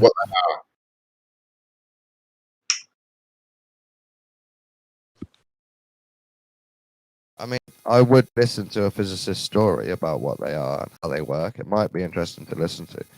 Yeah, no, I'll listen to it. Like the only good thing that I see stars that they do is for navigation. That's the only, apart from looking pretty in the sky, right? But the only, good thing about them, because we can rely, day in, day out, or night in, night out, I should say, of where they're going to be. We can use them as a navigational tool. Be right back. So, that's the only use I see for them. For me, that's a good science use to help you get about. Yeah, they're very good for that because they're mostly fixed, even if they're in the cycles. Exactly. But for me, I also think just looking at them is a nice way to feel spiritual and think about the macro instead of the micro. So instead of thinking I'm a human in the dirt, you're thinking, wow, what's up there? Yeah, agree there, Dawn. Yeah, Helps expand you into like a new scale of thinking.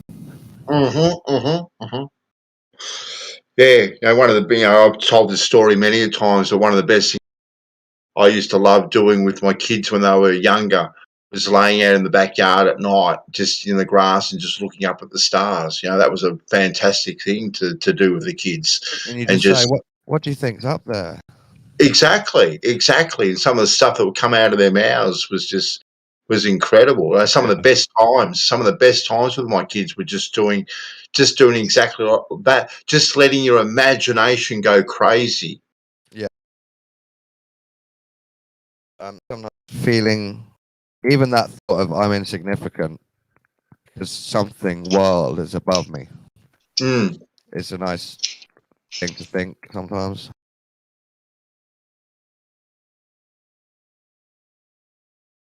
And I do see physicists, pseudoscience, as a next step from tracking the stars. And I like the idea of tracking the stars and saying, look, I've worked out this pattern, this cycle, it keeps happening. That means I understand the way it moves now a little bit. So some of the pseudoscience theories about it is just a next step from that. Yet none of it's proven. So the story grows. Meanwhile, the initial part is still never verified. Yeah, you're right. That's what makes it religious as well at that point. Choose your own adventure.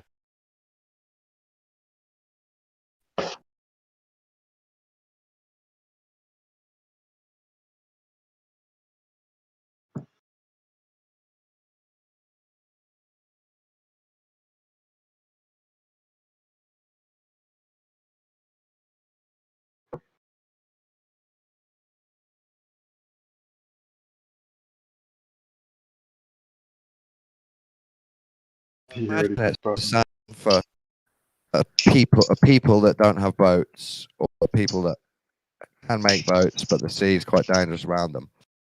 They stand on the beach and look out at the ocean, and it's just that big stretch, flat stretch. And some people say, over there's another island with giants. And some of the other people say, no, you can't prove that. But some people in that people believe the person about the giants, and some people say, no, it's not proven. You could verify that. You could go over there in the boat and see the fucking giants for yourself, couldn't you? Maybe we'll have a story that someone did go over there and they had a shipwreck, and then someone else went over there and had a shipwreck, and then one man came back and said, yep, I found them. I've seen them. And you start getting little threads around that point to giants on another island. If there was evidence, that would be a bit different. But if it was just someone coming back going, I saw giants there over there, then there might be some people who go, oh, really? Wow, crazy. Then there'd be some people going, yeah, sure he did. That guy drinks way too much. Brought back a big bone. So I reckon, dinosaurs gone. Dinosaurs. I reckon if we are on a flat Earth, right?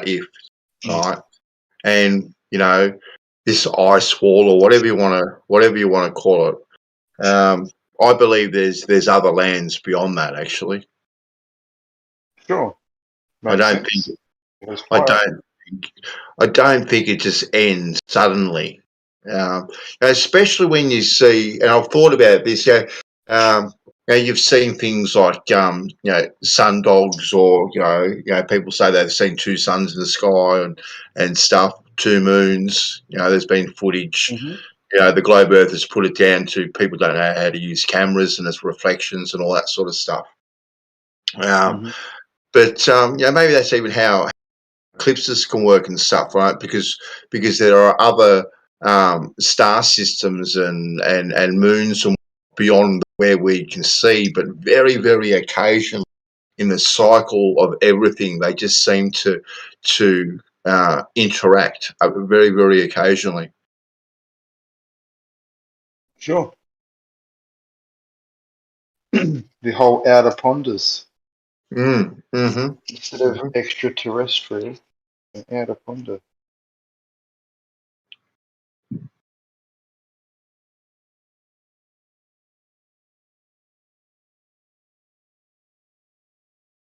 Sounds like you're trimming again. Yeah, mate. Another batch. I've just blazed up a Scooby-Doo myself.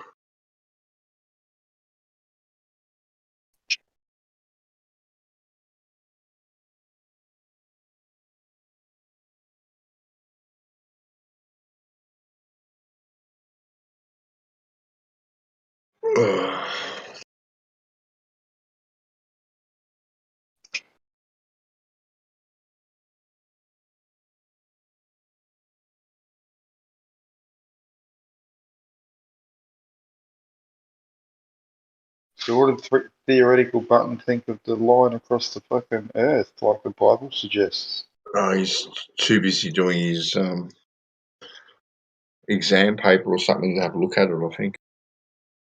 Oh, the old too busy to listen to that logic. Geometry. Fucking, it's just, that's the only math that's involved in that whole thing, eh? No calculations, no nothing.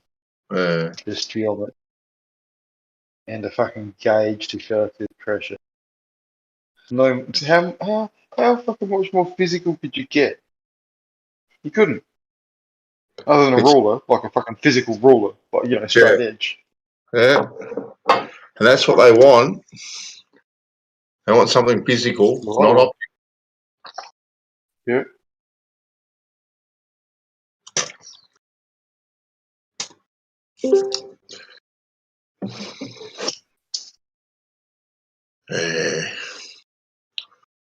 That sounds like LEB in the house. How you doing?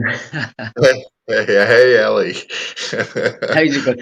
Oh, but actually, do you know what I did? I just joined so I could listen, and there was like silence in the first thing I heard, so I had to say, "Yeah, how you doing?" Yeah, good.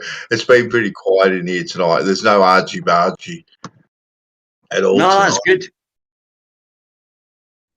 So it's been productive then, yeah. Yeah. Ellie, you're a different flat earther, right? You're a different one because you actually believe in space and stuff, don't you? If my memory serves me correctly. Yep, that's right. Yep. Yeah, that's right. Yeah. So do you think? Well, do you know why? Do you know why? Right, is because what I learned. It'd be absurd to me after what I've learned that I didn't know was going on around me, in front of my face, right? In front of me, right? I realised from that point I can't actually say what reality is, and I don't mean in the metaphysical sense. I mean like the knowledge that I've got, right? Even the stuff that I've concluded myself, that could be totally wrong, right? So I'm in a place that I can't say it's true or not, and I choose to think, right, so say space was true, and the thing is, if someone came to me tomorrow, same reaction I would have with the ball. If someone came back tomorrow with a definitive proof for me, because it's all subjective for me, then I would become a baller. But I tell you something, you would only hear from me one time, and is when I would go and apologise, that I would apologise to every person that said it was a ball and I insulted them or called them dumb. and then you would never hear from me again. I wouldn't come on and start berating flat earthers or just because you wouldn't hear from me again. I'd apologise. I'd explain to all my friends, hey, by the way, I feel as if I was wrong. But the point is, so I choose to believe that space is, and that gives me something to think about. You know, something metaphysical to think about, because I like contemplating. I like sitting around thinking about stuff. And that, so I give it the benefit of the doubt and I say, well, if it is real and blah, blah, you know, and plus I believe space is a militarized zone, and you know how secretive the military is. Oh, yeah. So that's it. Yeah. So your idea of a flat Earth, is it an infinite plane that goes on forever, or is there different? No, infinite. Okay, then, and does that go the same with space as well? It just goes on for infinity. Yep, and what's happened, right, is it's like, do you know how if you see underwater, right? If you look underwater and you see, if you've ever seen the cartoons with a city that's built underwater and there's like a big bubble. Yep. Right, for me anyway, because as I say, things seem to want to go downwards or whatever. So there'd be more pressure. Right, say if you were on a flat plane, right? Yep. And there was an atmosphere, I would feel there would be more pressure over the centre of it, and then get less and less as it went out. So it would create like a natural atmospheric barrier, like a bubble, a half bubble. Yep. That kind of thing. And beyond that, well, think of this, right? And because there was people talking about blue eyes and all this kind of stuff, and black people and white people. And I was thinking, because a lot of mythology in that is this race of people turned out of nowhere. Imagine something happened in the realm, somewhere else along the infinite plane, where, you know, the same things happen. There's an atmosphere, and humans have evolved as well as every other animal. Not wanting to go against religious people or whatever, but something's happened in that realm that they've had to travel across, like ice or cold, because it's cold out there. Yep. And if there's nothing for, you know what I mean, it's But that's why I think, because I don't know the facts, so I try not to restrict myself. I know the Earth's flat. No. You know, do yourself a disservice. See, for me, Ellie, like the flat plane is like the ground floor. There's nothing underneath it. There's no space underneath it. This is the ground floor. Is that your? Yeah, that's your sort of way of thinking as well. Yeah. And then they ask you about gravity, and I always say to them, right, it's so great having these conversations, right? Is you know, when you ask them about gravity, I ask them, well, show me an experiment that proves that you need a force for an object. You know, if you pick up an object, tell me the force, and then they start talking about momentum, potential energy, inertia, all these physics things that man's made up to explain this phenomenon. I said, you can prove it needs energy to move something sideways, any direction, up, any direction that's going either sideways or along, but you can't prove it, like as in if you lift it above the ground and drop it. You can't measure a force. You can't prove there's a force acting upon that. And I don't go into buoyancy and stuff like that. I just say the reason that happens, they ask me, why does that happen?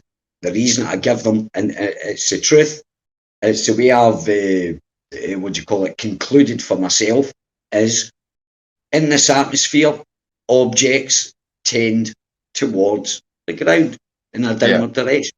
That's it. There's no mystical thing about it. That's just what they do. That's it. End of story. Yeah. That's pretty much the way I see down as well. Right there, that's the way it was created. It was created there's going to be a down. So that's where things tend to go. Now you can start talking about bloody helium and hydrogen and all this other sort of stuff that break those kind of laws. But the general rule of thumb, not the exception, things do just go where they naturally go. But that thing with helium and hydrogen and all those gases that go up the way can be explained by your theory of why things fall down that way. Yeah. True that. Yeah, you know what I mean? So it's there. There's everything explained there. There's no need to go further when people bring up hydrogen and helium. Well, you know, for starters, right? You know, they know that helium rises against what they say gravity. But so why would it be any different in my model then? That's what helium does. You know, exactly. Helium rises and hydrogen rises despite gravity in their world. Yeah, I'm saying the same thing. That's it. Because they have the constituent that they rise that certain what's helium and what's hydrogen. You know what I mean? It's like made up names for a reaction that they do something to something. Here's a great one, Ban. So I haven't even talked about these people when they go on mathematics proof stuff, right? Go and have. You should Google this, right? Mathematical proof that one exists, and go and have a look at the equation for it. You wouldn't believe what you have to go through. Mathematical proof for the number one. Prove that exists as a, and get it in an equation. Have a look at the length of the equation. Yeah, I'm going to do it now. That's a joke. Taking the piss big time, aren't they? First Rona, and now a maths equation that proves the number one exists. Oh my god. Are you joking? Right, and you should see the size of the equation, man. I'm like, right. That's why when these guys go on maths proves shit like that, I said, oh, does it prove? Well, go and they can't even prove that 2 exists. There's like they can't prove the number 2 or the number 3 because they haven't been able to work it out mathematically. Mathematically prove the existence of the number 2, not 2 things, but the number 2, man. It's crazy. And when I read that, I was like, oh, you got to be fucking shitting me. You know what I mean? That's like asking for mathematical proof of language. Yeah, well, that's what I'm saying. So it's ridiculous. That is to prove that the letter A. Yeah, that is bizarre, Ali, to see that. Like, blows your mind, actually. Where do you even start? Where do you even start? But I've never mentioned it, and I can't be bothered getting into a discussion with ball earthers, but it's nice to sort of say, hey guys, have a look at this, to someone that will go and have a look. And whatever. It's like it's just same sort of thing. Yeah, they don't have a clue. That's what I'm saying. They've got a depth of knowledge of, when you hear them talking about cosine and all that kind of stuff. I just sit there and I go, I can't fuck up. Yeah, no, my eyes roll back in my head when I listen to all that sort of stuff. I can't understand it. I don't want to understand it, to be quite honest with you. I don't want to put any time into it. I know my basics. I know my basic mathematics, and that's well and truly good enough to get through life. Don't need to know any more. Here's a trick. Here's a trick that they use, right, with the mathematics. They never actually prove it, kind of thing. All these numbers, if you see the equation how to prove 1, that's how. Imagine now they're doing 3.14 or pi r squared and stuff like that. They struggle to prove that 1 exists, and then that's the thing. I could even imagine. That's why I don't get into conversation with them, because I know exactly what they're going to say. Is there a little argument against it and protect us and not even admit that, it's a bit strange, man.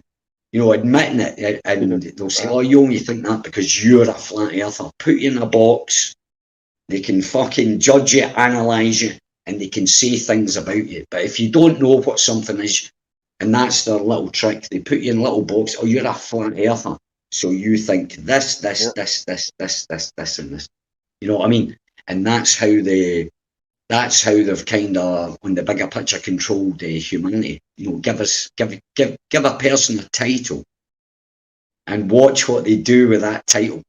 They've suddenly stopped cleaning bogs and toilets and shit like that, shit cleaners, and they're suddenly now a hygiene technician. And that was the big trick that happened in the 80s.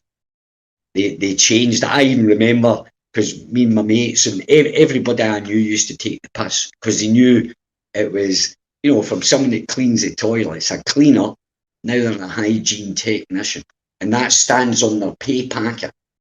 So now you're kind of very technical field. I'm proud, man. You know, I'm a hygiene technician, and I'm an expert on bleach and bristles of brushes and all that kind of thing. And prey on the ego, you know, because it catches people. You know, you give them a name like a hygiene technician, now they feel proud. I'm not a bog cleaner. You know, they've got that ego. So when someone criticises it, they can hit them. I know about chemicals and bleach, what bleach does and stuff like that. I'm a chemist.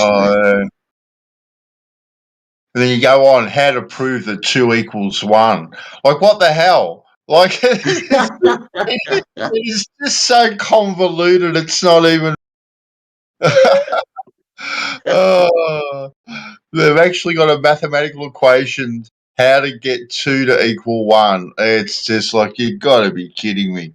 Yeah, got to be. Get this though. There'd be servers and groups of people sitting around actually fucking discussing that. Yeah. And thinking it's amazing to it. Yeah, exactly. Getting a buzz off a talk about it. Trying to verify it. Trying to verify that fucking thing. Oh, Roger, I think you're wrong there. No, because you've used this equation. There's a good one. There's a proof, right? And I spotted. It's a big long equation as well. It's but I think maybe I take for granted I spotted it easy or whatever. I've always been good at numbers. I got taught how to do equations, the order that you do them in. I got educated like that. I don't know if kids get educated. I think they use computers. I don't think they ever draw a bracket or a little X or whatever, you know, that kind of, I don't think they write much more. I think they're more with typing or whatever. But I got taught that. So there's a structure. It doesn't matter how long an equation. I can look at the equation. What do you call it? For actually E equals MC squared. You should actually look at the real equation written down, not just with these 3 letters. You should actually look at the proof that E equals MC squared, right? But the thing is, there's symbols, there's letters in there. You just have to learn what the letters are, and you can look at it. But there's one that goes about 1 + 1 = 3, right? And there's been this proof. There's an equation about it, and it was quite sneaky what they did, how they did it. But when you look at that, and then go and have a look at what the equivalence principle is, or supersymmetry is, just have a look at the explanation of what it is. And it was like you looking at one proof of 1, or 2 = 1 or whatever. That it's the same convoluted. It's not even based in reality. And then what they do is they use this. But it's physics. No, well, and then they use examples. They say, well, you can go to a laboratory and do this and test it, but they're physical things. They're things you've touched. They're like the word that got used a couple of days ago, tangible or whatever, right? But they're real things, so you could go and do that experiment. If you had the equipment, you could go and test that experiment what you were told in real life, right? So and then there's a big difference between that and them looking at a star and telling you, because it gives you off this light, a certain light, it's a hydrogen mass. and it weighs this and that. Big difference. Boy. Huge. But we're just flat earthers. Stupid tinfoil hat wearing, living in our mother's basement, flat earthers. Anti-vax. Fucking flat earth. Anti-vax. Jesus. Fuck.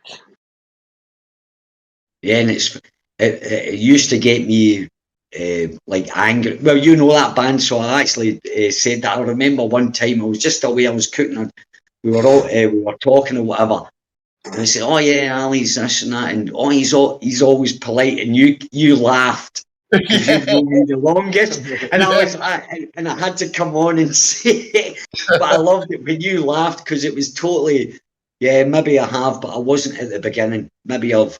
But I still lose it. But it was quite funny. I had to. Yeah, that was funny. That you laughed, and I was that like, was me as well, Ali. Of course, I've heard you be nothing but a gentleman. I've heard Ali have his moments. He's had a couple of dudes on Jose back in the day. He's had a couple of doozies. He's been kicked off Jose's, I think. Once he got kicked off. I got kicked off with Steve McRae's. He kicked me off. I had there's a thing, I can't remember the name of the vid, but it was brilliant. Oh, it's called Ali Be the Teacher. I was like, I'd just come in from work, and I know Steve. I've talked to him, Steve McRae. I've talked to him, emailed, and blah blah. We've got he called me the most politest flat earther. He did on that video, man. And I just come in from work, and he was having a show. I just finished work, and I started commenting. I was like, I'll come on and teach you. And he named the video because he said, "Oh, you're a teacher." Yeah. I was like, no, I'm not a teacher. He said, you also said you've got a model, right? And it went right above their heads. I said straight away, no, I never said I've got a model. I said I've fucked a few models, Danish models, but I hadn't. It was the first thing that came out my mouth, right? And he goes, oh, right, okay, I stand corrected. You should hear it. They taught every single, there was about 6 of them on the panel. And they all missed it. I was like, oh, here we go. And I just finished work. I was like, oh, fuck it, I'm going on here. Old Steve McRae and his crew went down in a blaze of glory. All right, I'm going to mute. They couldn't have a party, so they don't you and you can. You're live on YouTube at the moment, Timber. This is my friend, but it doesn't matter. I'm going to mute for a bit. But too easy, Ali. All right, buddy. I'll be back in a second. All right, buddy. Yeah, nice one. What a top bloke! What a top bloke! Funny as fuck.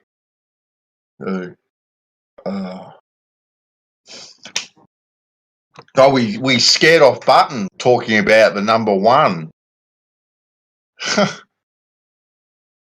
Yeah, maybe he had to go investigate this magical formula. He puts in chat, one exists, ? What the fuck? Well, no, it's a number, right? So it doesn't exist. It's like time. It doesn't exist. It's a construct. Well, the number exists, but is it real? Yeah, well, there we go. Well, the number exists. Time exists. It exists in language. In language, it exists 100%. Yeah, and it's a useful tool. 100%. It's been very, very handy over the years. Yeah. But yeah, the reality of it, well, yeah. Like, I wonder if monkeys think to themselves, I'm only going to have one banana today. No, it all starts with one because we've got one penis. You've only got one of them, so it starts just naturally. It starts with one. Wake up in the morning with your hand on it, one. Well, except if you're a shark and you've got two. Yeah, well, fucking. I don't know. There is a species of shark that I think there's two. How do you even know that? How did you get close enough? See, that's not natural. Well, I don't want to get close to any shark to be. Yeah. You don't even double shag, let alone eating. I couldn't tell you the Double difference close. between one shark and another. They all look pretty menacing. Sure. Yeah, the one that eats you is a man-eating one. Yeah. Isn't the killer whale? Isn't that the most violent mammal out there in the seas? I'm pretty sure it's a killer whale.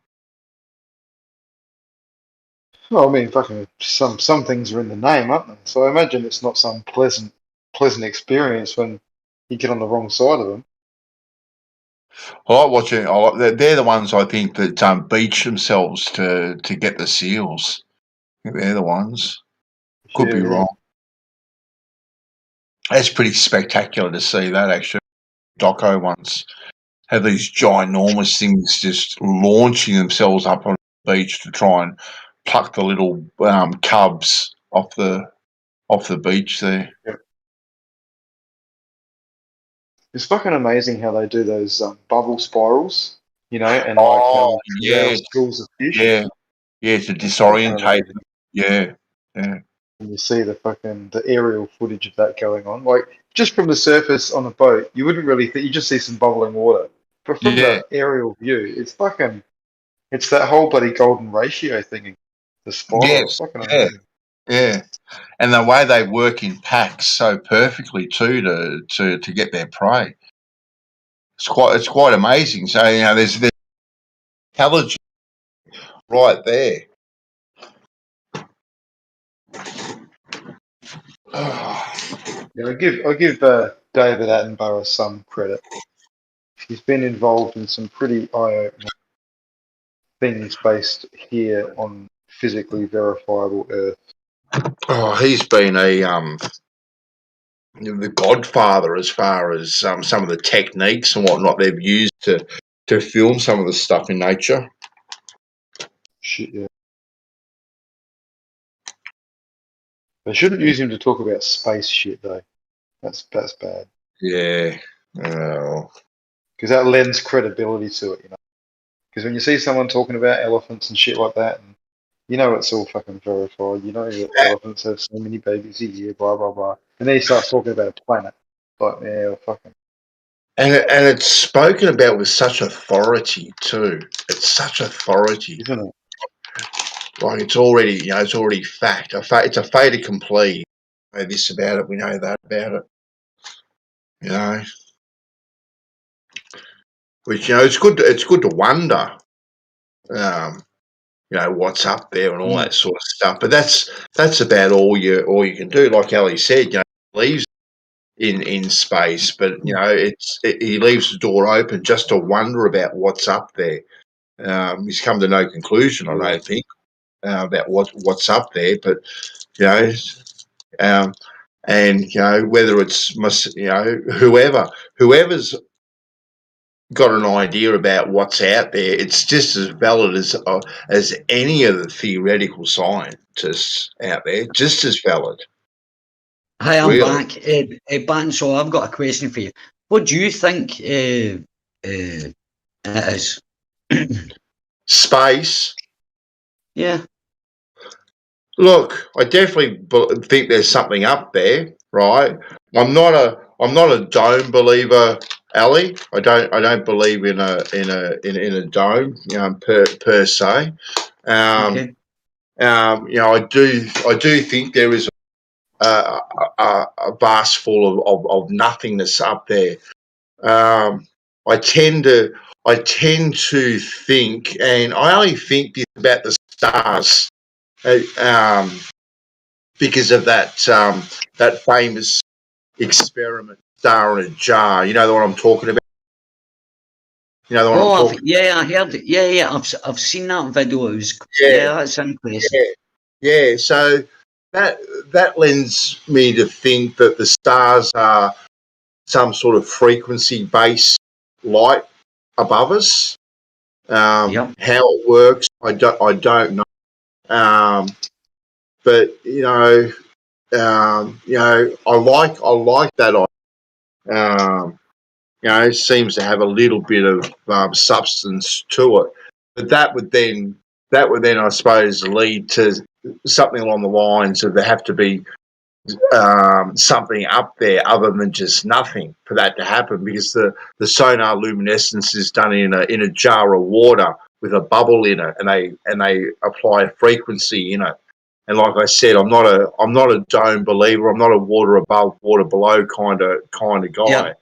But I do believe there is more up there than meets the eye.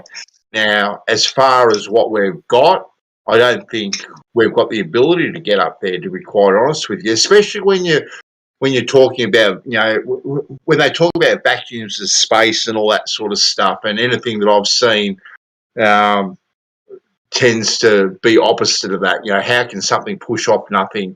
Or they say it pushes off itself and blah, blah, blah, all that sort of stuff. That's bollocks. Yeah. That goes against actual physics, though, Bansal, you know that. Exactly. How can a spacesuit exist the vigors of a vacuum 10 to the negative 17 torr? That breaks all kinds of physics. So I don't believe in that. I do believe there are things above our head floating above us. Listen. How do you test the strongest vacuum down here, down on Earth that we've reproduced, right? Is whatever 10 to the minus something torr, right? Yep. But up there, it's like magnitudes more. Exactly. Vacuum, right? Exactly. So how the fuck can you test a suit on a lower level? Exactly. Yeah, I'm with you on that, mate. And the way they say they test it is through mathematics. Well, that's a load of bull. I was having this conversation today, Ali. You can't even prove one. With some people, I said there's physical tests failed. That's why there is nothing on Earth that is built. There's no structure or no thing that is built that isn't built in miniature first and then scaled up from there. I was talking Formula One cars, right? Ferrari don't go, you know what? We have a mathematical equation for next year's car. And we're just going to build it off a mathematical equation. They don't do that. They build a small scale first with all their aerodynamics and whatnot. Excellent. And they put it in wind tunnels. They test it until they get it right. And then they upscale it because it costs an absolute fortune. Whether or not you're building skyscrapers, architects build miniatures of skyscrapers if they've got a new before they just go and build it. They don't just go, oh, yeah, here's a mathematical equation and that's going to work. They build miniatures and then they scale it up. But the only people, Ellie, that don't do that apparently are NASA. They're the only people that don't do it. They don't do anything in miniature and then scale it up. They can just rely on mathematical equations, and that does not pass the pub test. It doesn't make sense that they can do all this off a mathematical equation and have total confidence that it's going to work. It doesn't make sense, and I don't believe it at all, Ellie. Yeah. And take away the thing. Well, I'm not telling you what to do, but I would take away the fact that that you say it doesn't make sense, right? Because what they'll certainly tell you, oh, you don't understand science because there's some things science it doesn't make sense, right? Or you take away logic, all these like Cox and all the mainstream promoters of this pish that they always say, oh, it sounds what do you call it, intuitional. It goes against your intuition and stuff like that. You've got to believe it, right? But then when you actually ask a sensible fucking question, they'll tell you, it doesn't make sense, you've got to look out of that. But then in the next sentence, they'll say, because it makes sense for this atom to do that. Yeah. So they kind of confuse us. Yeah. Right? They pick and choose when they say, oh, no, but it's because it's logical. It's logical and this happens, right? But then when you challenge them on something that is totally illogical, well, do you know the space wasn't space, or the universe wasn't put there for us to understand it, our whim or whatever to explain itself. And it's like double speak. They cover the whole thing, and you get confused. And what better way to control people and put them in a state of undecided? If you're undecided all the time, how are you going to make actually sensible decisions? No, exactly. You can't. It's impossible. And then that's exactly what they try. That's what they just try and confuse you with these convoluted mathematical equations, right? And you're just a poor little layman. You can't possibly. It's beyond your grasp of understanding. Which is just a load of bloody codswallop, really. At the end, it's the weakest argument ever. Yeah. And it's so condescending, and not to start shouting or saying, "Who the fuck are you?" If you see some of these people that talk to me like this, and you know this bandsaw, that if you were younger, 17, 18-year-old man, or maybe a bit older, I was a wee bit older and was still like that. I still had the fire in my belly when someone insulted me. Like, who the fuck are you talking to, you prick? And smack him. Yep. You know, I've taken beatings. I've been beaten. I've never won every fight, but I've taken beatings just because I've said, who the fuck are you fucking talking to, you prick? And you would attack them. But, behind the keyboard, it's dead easy, man. And it's just kind of funny. You're like that. Jeez, man. I wouldn't do that now, obviously, because I'm older and more sensible. But the point is, I thought the only reason that these people are doing that is because they have that safety behind them. Because for a fact, if you were sat with a group of your mates and one of these clowns came in and started talking to you the way you get talked online, one of your mates or you would get up, and it wouldn't be out of the ordinary for you to stand up and say, who the fuck, and give them a couple of slaps. You didn't go away, that kind of thing. So, I was talking about spacesuits today, Ellie, right? and which is so much bullshit, right? And I said, look, just show me a spacesuit that's been put in a vacuum. Right, put a little bunny rabbit in the spacesuit and then whack it in a vacuum and see what happens. That thing explode, right? And they said to me, well, they pressurise it. And I said, well, we put a soft drink can in a vacuum, right, and pull the vacuum. What happens to it? The bloody thing just explodes. And they said, well, it doesn't have as much pressure in it. I go, well, then get a soft drink can that doesn't have as much pressure. I said, if you've got to put it in 10 to the negative 17 torr, it's going to disintegrate, you fool. Don't tell me it's not going to disintegrate, because it's going to right? I said, we have to build vacuums that have concrete walls that are 3.5 miles thick, steel reinforced, to even get down to 10 to the bloody 16 torr, let alone 10 to the 17 torr. So don't tell me we can build spacesuits that can withstand the vigors of outer space. It just doesn't make it's not logical. What they say is not logical, but they'll just try and bamboozle you with it's only the difference of 14 atmospheres and all this kind of rubbish that they go into with these mathematical equations. It's like pumping up a car tire and all this other crap that they go on about. It is just crap. Yeah, exactly. But see what they don't realise that they're telling you, because you're probably discussing like things that are invisible, like forces, certain forces or whatever, right? And you're asking them for proof, and then they bring you back, oh, well, you get a tire and you blow it up, and give you that as an example. Yeah, but there's a big difference between what you're talking about. You can go and get a tire. These are physical objects. That's why it's called physics. The clue is in the world, in the word. It means physical. That's what it means. It means tangible. You can touch it. It's made of fucking matter, right? So you can touch it. But when you go about the stars and atoms and stuff like that, you can't touch these fucking things. These are imaginary things. So when they do that, they always, the proof that they've got for these invisible objects or these spinning things or whatever is they use tangible objects in the real world that we are used to knowing to build a picture. The only proof they've got for atoms, that's all they've got, their imagination. They photographed, there's a famous photograph, they said a picture of an atom, right? And there was this, it was like a spherical object with loads of bumps in it, little like semicircles, right? Yeah. And then I read it, and it wasn't actually a picture of the atom. It was not what the whole thing was.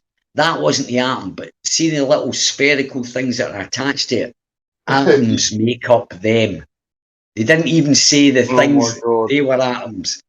And that thing about a photon, right? They said they filmed that photon going through a glass bottle. Amazing how it lit up. Absolutely everything. That was a light, because because they're looking for something that they can't prove. Yeah, they can't prove, and they realised that in the 1800s. The logic behind it, like for example, if I turned a light on, put my hand up, I'd see light. I could measure that, right? I could measure that because it's collapsed. The wave has collapsed, produced energy, photons, and now we've got light there, right? But see the gap in between. You don't actually see the light beams. No. What they realise, you can't measure that light beam in between, not to a meter. You can't measure that thing in the middle because the minute that you put something in, it destroys, it changes into something else. So light is only an effect. It's not like a cause. A photon's not a cause of light or anything like that. There's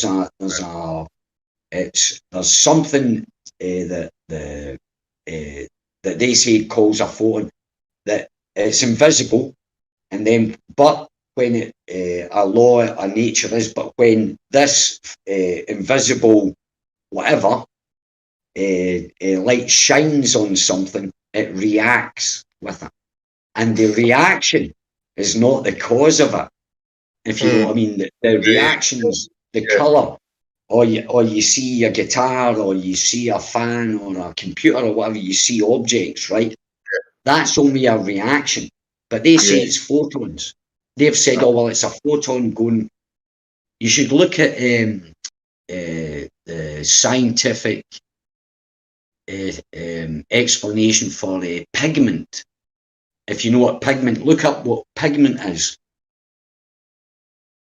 Pigment as in a colour pigment? Yeah, that's it. Yeah, pigment. Yeah, exactly. And that's to do with light. Have a look at that, and you'll realise, well, wait a minute then. That this isn't because, right, okay, how about this then? Here's the best one ever.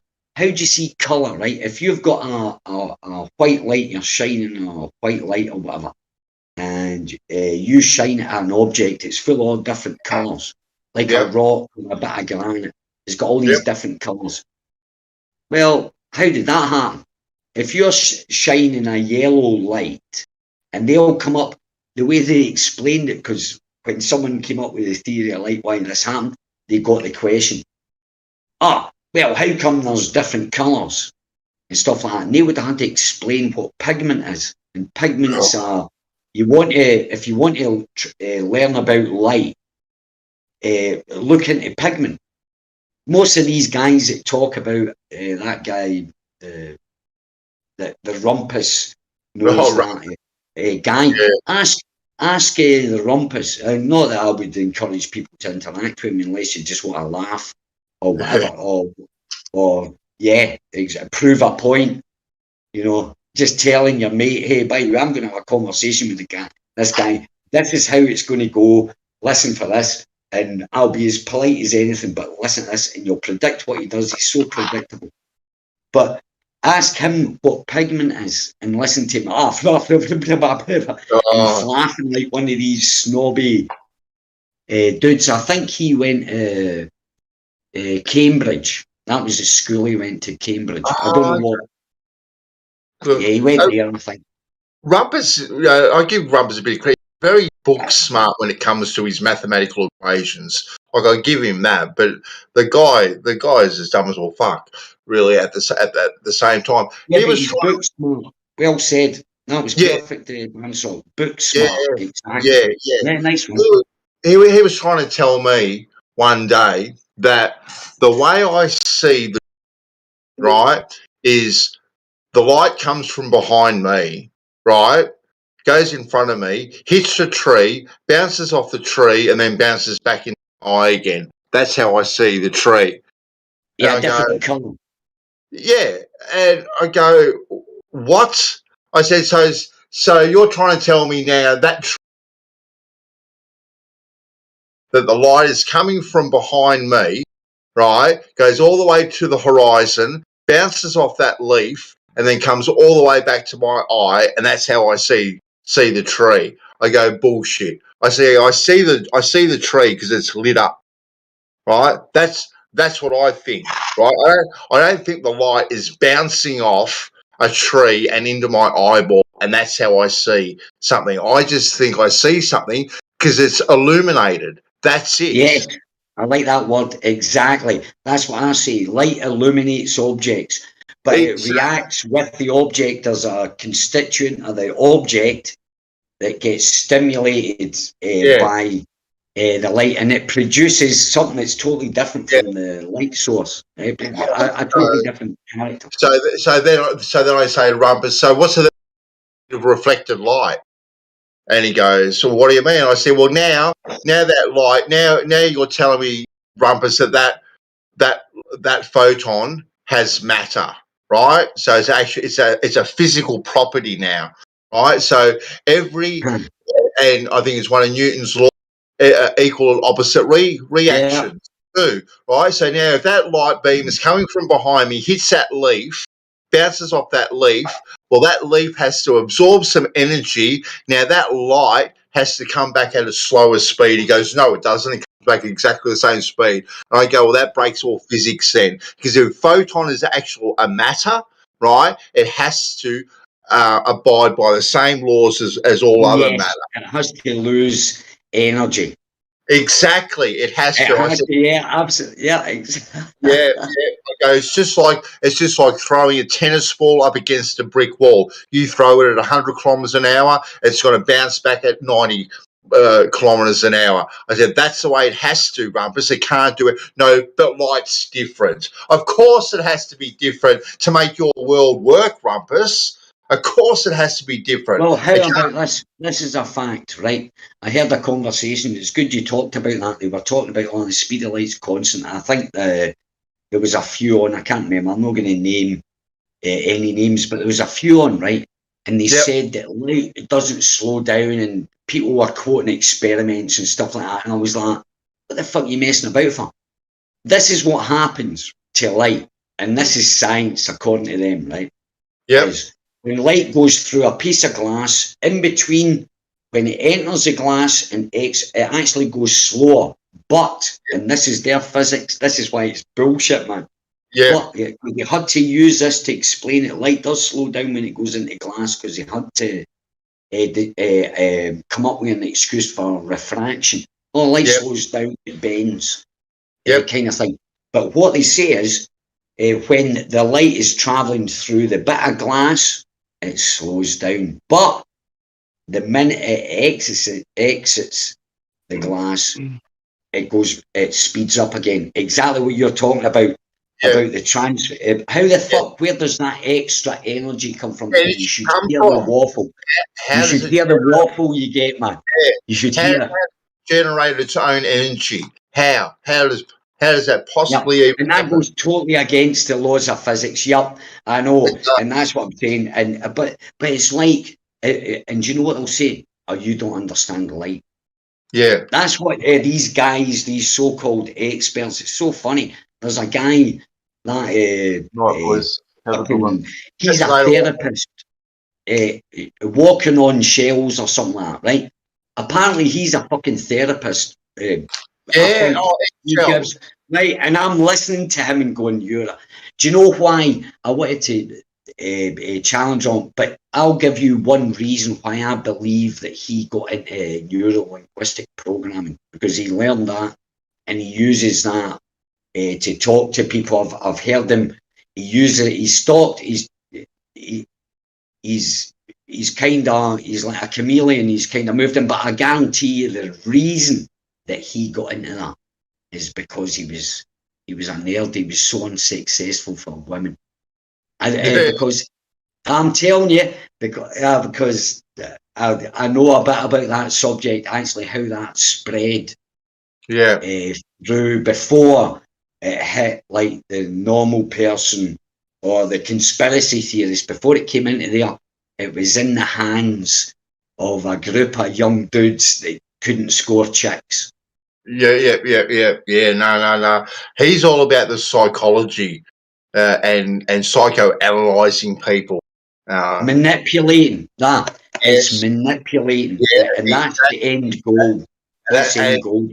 Yeah, and he's found this form now where I actually challenged him today because he has all these memes, right? All of a sudden, and I said, have you got a folder now, writing with all these memes just in alphabetical order so you can just pull up willy-nilly just to take the piss out of flat earthers? And he goes, yeah, no, I didn't at first, but yeah, no, I do have a folder now for this kind of stuff. It's just like, why would you? Like, why? But he never built it. He never, Banso, I've got a script. There was a rumour back many, many years ago. There was a rumour because you got the same answer off the ballers, right? And there was this rumour. There was this rumour going about, hey, by there was a script when you go over to Gems or whatever and you get taken, it's like, there was a thing called Troll Team 6. And that's what they did, right? And that's a fact. I could name a few names, but I'm not going to do it over here. But I could take the names and you would know them. Oh, well, you know that bit, right? So what happened with them? They had a script. Now, I've got there's some ball earthers out there that are friends with me, and they still believe the Earth's a ball. They accept I'm a flat earther. But yet I can still talk to them on a normal level about other things and having a laugh and what I don't like about some flat earthers, what they don't like about ball earthers. But they actually told me about this file that I'm going about, and they gave me the link, and I downloaded it, and I shared it. I think I shared it on Jose's actually, because they were pulling me up. I said, "You guys are on a script." And like, you're talking shite. Prove it. I was like, okay. And it was, and I showed flat earthers as well. You should see some of the subject. It's quite technical, and every answer is quite old though. There'll be an updated version. This is about 3 or 4. No, it's more than that. Maybe 4 years old, 5, perhaps 6 years old. This script, but you should have seen. You'll read the answers. I'll send it to you. I'll actually send you a link. I'll give you, and when you read it, there's links to click on, there's videos, there's YouTube links, a whole lot, but it's HTML, it's proper. And you hyperlinks, it's got hyperlinks. Yeah, man. And so he never compiled that himself. He's been educated with it. He's been given that file and he's read that file because there's a file going about that. These guys don't freestyle or. No, you can tell their answers are exactly the same. So and they stick to the paradox. They really do. They stick to the same paradox, and it's just like you're not here. Script, you are right. It's a script, Banso. I've got. You're not here for you're not here for an honest conversation. All you're here to do is take the piss out of people. Really, at the end of the day, and get your one-upmanship and try and make you look like a fool. That's what you're trying to do. That's your motivation. And you got to ask yourself about the character of a person if that's what their motivation is. If they're not here just to have an honest conversation, really, at the end of the day, what the fuck are you here for? What the fuck are you here for? Really? Because I done a good one. I done a politician's trick. This was one I done ages and ages ago. I don't do it anymore, but it's a politic. You know how, like, in the old days when I was a lad, the favourite trick for a politician was to get photographed with a baby, taking a baby out of the crowd and going, like that, you know, and getting a photograph. That was the front page. You know what I mean? It was like the front page, your favourite politician, or this guy, and it's so corny, right? So I used that one. I said, no, I always say to them, I say, I always ask this question. Well, I used to answer this question. I said, well, what'd you come on? I'm just coming in for a laugh. And I think I said, I said, so you know, and they call you retard, so we know they think they're retard. I said, I said, so you think it's all right to take the piss out of retards and stuff like that, right? And they'll say, yeah.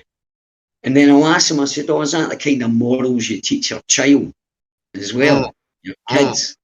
Is that how you? I said, well, see if you do, mate.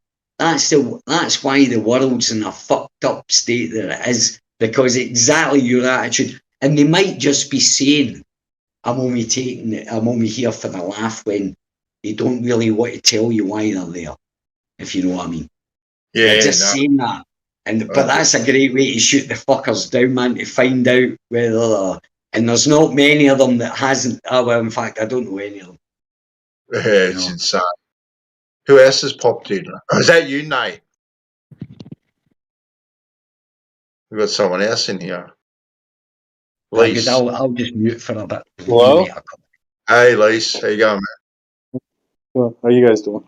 Yeah, good, man. Good. What are you guys talking about? The sly tactics of globe earthers.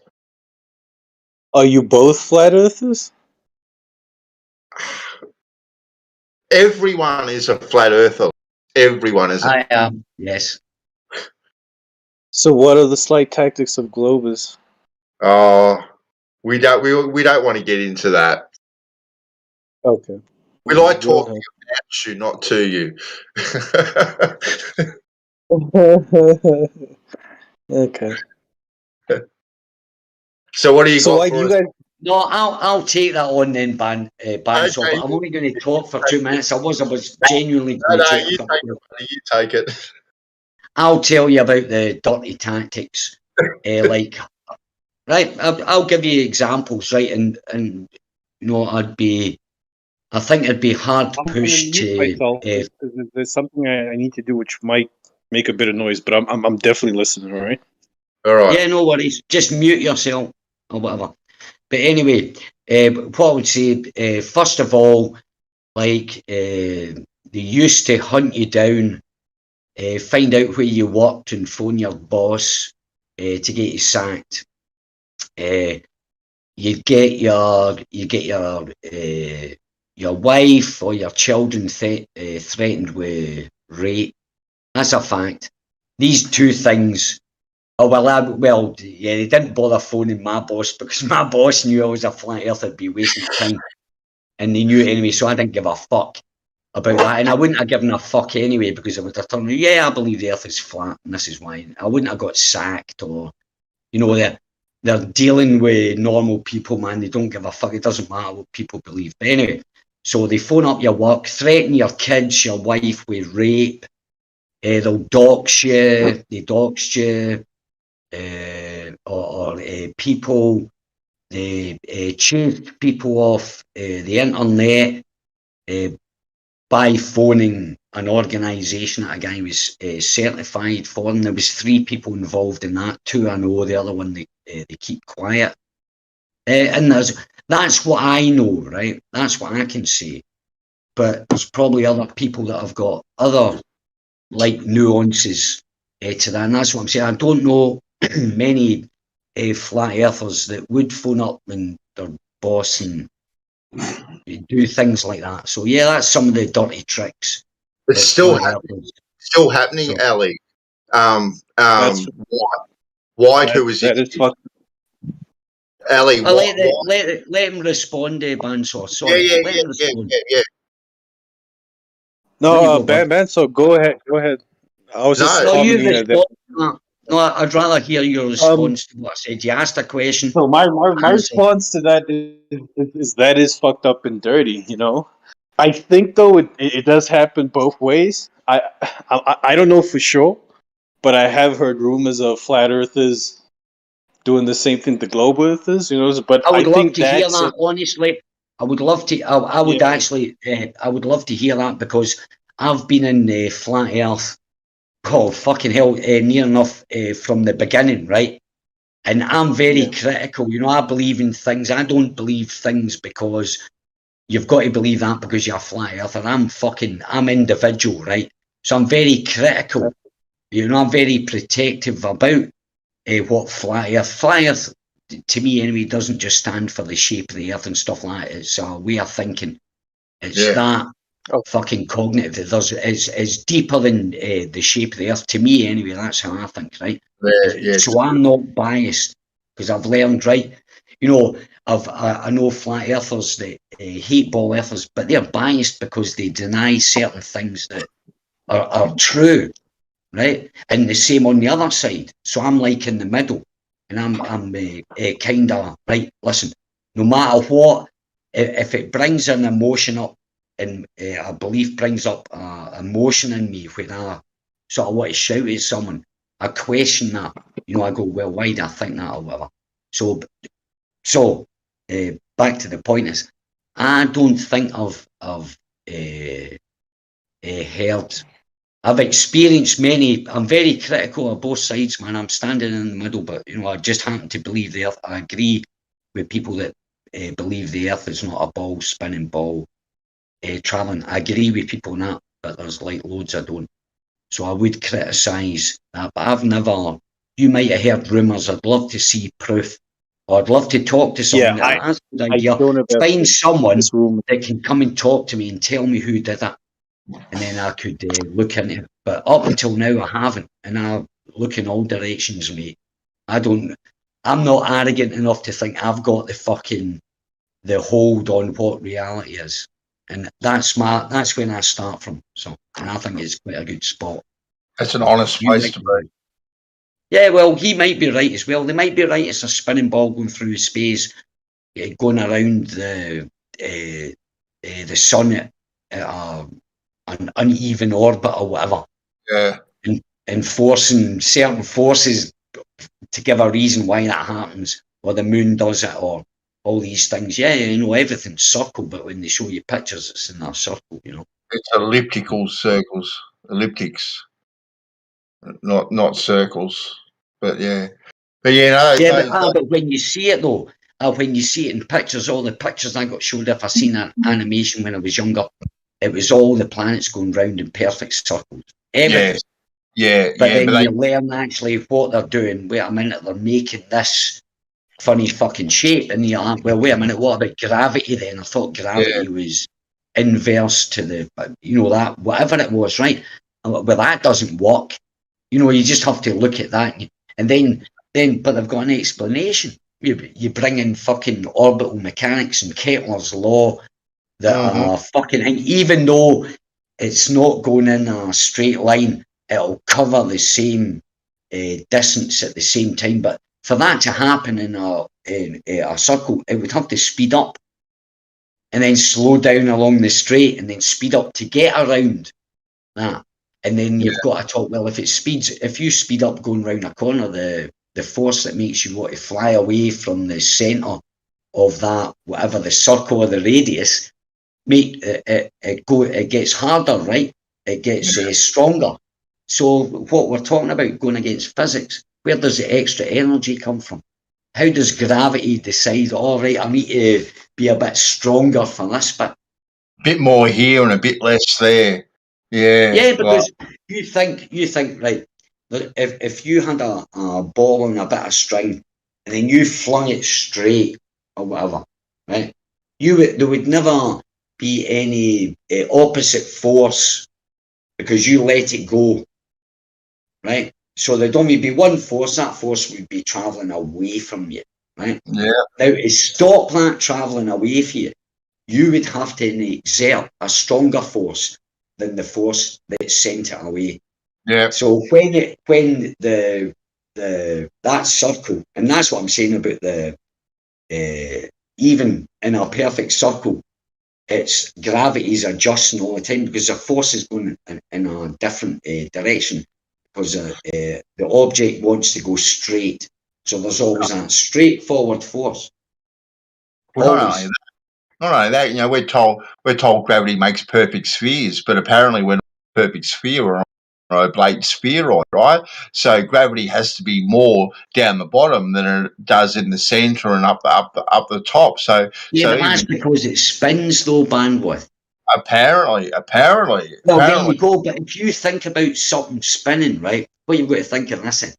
If you say you had a lump of dough and you could put a spike through and you started spinning, it would start flying apart. Yes. Right. So the force to hold, right, it'd be a lot harder at the middle to hold that force in. So the force of gravity has to be, and it has to be exactly a universal strength because everything goes into a sphere with gravity, right? Hey, have you never seen bubbles in the water? Everything's spherical, so therefore, and it flattens because of that. But where's the pulling inward? There's a pulling outward, yes, which is causing the pulling downward. And then you've got gravity fight. Everything's perfectly balanced that it comes up. It's absurd to when you look at it. There's so many questions, but they've got an excuse.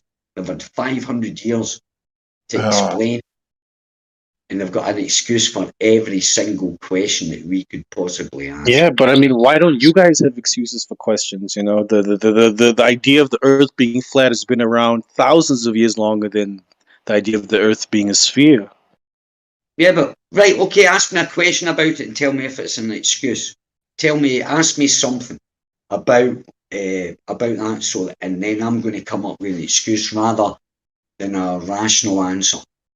On you go. So I should ask you, for example, explain how this works on a flat Earth type of question. Yeah, that's it. Off you go. Ask me. Okay. What? How does a lunar eclipse work on a flat Earth? The same way. Oh no, actually, not the same way as it works. What's a lunar eclipse? Is that a solar eclipse? Yes, solar eclipse works the same flat Earth. You know, solar eclipse doesn't need where the moon, where the Earth goes in front of the moon. What's that called? That's the lunar eclipse. So with the lunar eclipse, the Earth on the it's in the middle, right? I've got it right. And the solar is when the moon passes by the in front of the sun. Yeah. So here it's the Earth passing in front of the moon. All right. Okay. How about this? Right. There's a thing like a black hole. They called it Lilith in the old days. It's called the black sun, and that was the excuse for the solar eclipse. For a lunar eclipse. So there's some sort of black body that when the sun shines on it, it casts a shadow on the moon, but even though the sun is shining on it, we still can't see it. No, we were talking about the moon. The lunar eclipse is totally different. When the sun never disappears, it's red. About a lunar eclipse. I asked you, how does a lunar eclipse work on a flat Earth? It goes dark. It goes dark. Yeah, okay. That's it. And have you ever actually watched? I've watched 3 lunar eclipses, and I watched one down in Barcelona with my daughter on a beach. And I knew it was going to happen, and we sat there. The moon didn't disappear. It went red. The moon doesn't disappear. No one says the moon disappears on right, okay, so then it's not what do you call it, directly in line with the sun. It still shines. But it has to be center sun. There has to be a line, right, for you to say that. And if you've ever watched the so-called shadow appear over in a lunar eclipse, it doesn't. If you take a step out and say, right, well, the Earth would have to be doing this for this to happen, it's totally opposite. The moon disappears the total opposite side that it should when it enters its eclipse and it goes red. It doesn't disappear, which is kind of strange. It's not man. supposed to disappear. There's no claim of it disappearing. Why How do you not? explain, Well, the how do you sun explain the disappears. redness, Let me. Ali? The sun But disappears. you gotta let me respond to you, Ali. Oh, yeah, my apologies. So on a, in the heliocentric model, the idea is the sun, moon, and Earth are in the straight line with the Earth in the middle, the sun shining on Earth, and then Earth casting a shadow onto the moon. You also got to take into consideration that these three objects differ in size greatly. The moon is a third of the Earth, and the sun is 10, 18 times bigger than Earth. So obviously some of the sun's shine and rays is going to go around the Earth and still hit the moon. So you're also going to see the moon turning red. Most of the center is going to be a bit darkened out, but the edges are going to be red. But no one says the moon disappears. You still see the moon. Have you watched a shadow? I've watched this. I've seen. Listen. I've seen. Have you ever actually seen it? Been out and watched it? And watched the shadow. Listen. And watched the shadow. And watch the shadow come across. This shadow come across the moon, and then think, right, the sun would have to be there. The Earth would have to be there. It goes totally opposite. I've watched it, right? I've watched the center. I've watched the center. Listen, everyone. Before we go, and then I'll shut up. I'll shut up. I've got to tell you this: what I saw, what I've watched. Right? I've watched it. How do you explain it? I've watched the shadow. Listen, I've watched the shadow come in from, say, between 12 and 10 o'clock. It take up that much. The center, the apex of the so-called circle. This point, right? It's headed into the centre.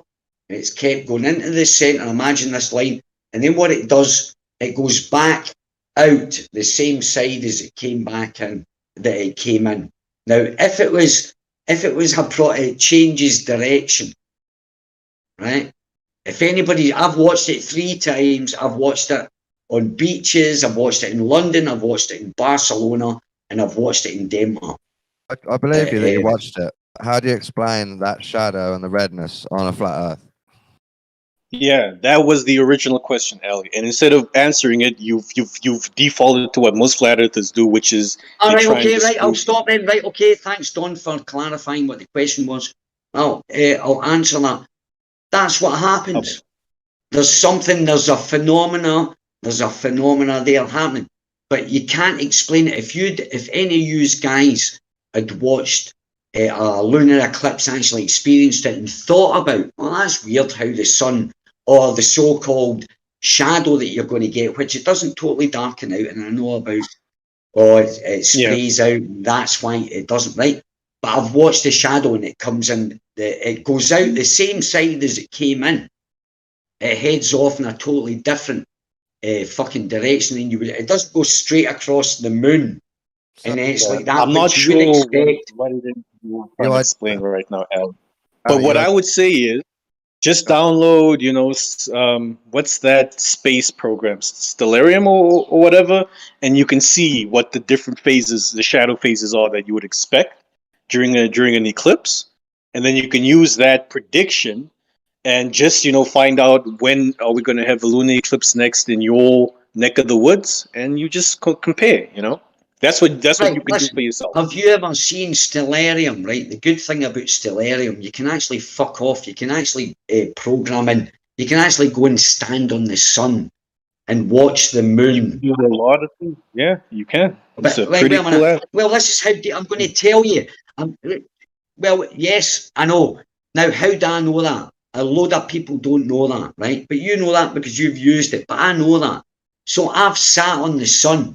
And I've watched the eclipse, or the so-called eclipse, that I watched on Earth. I've looked at exactly where I was, and I've watched the movement of the moon.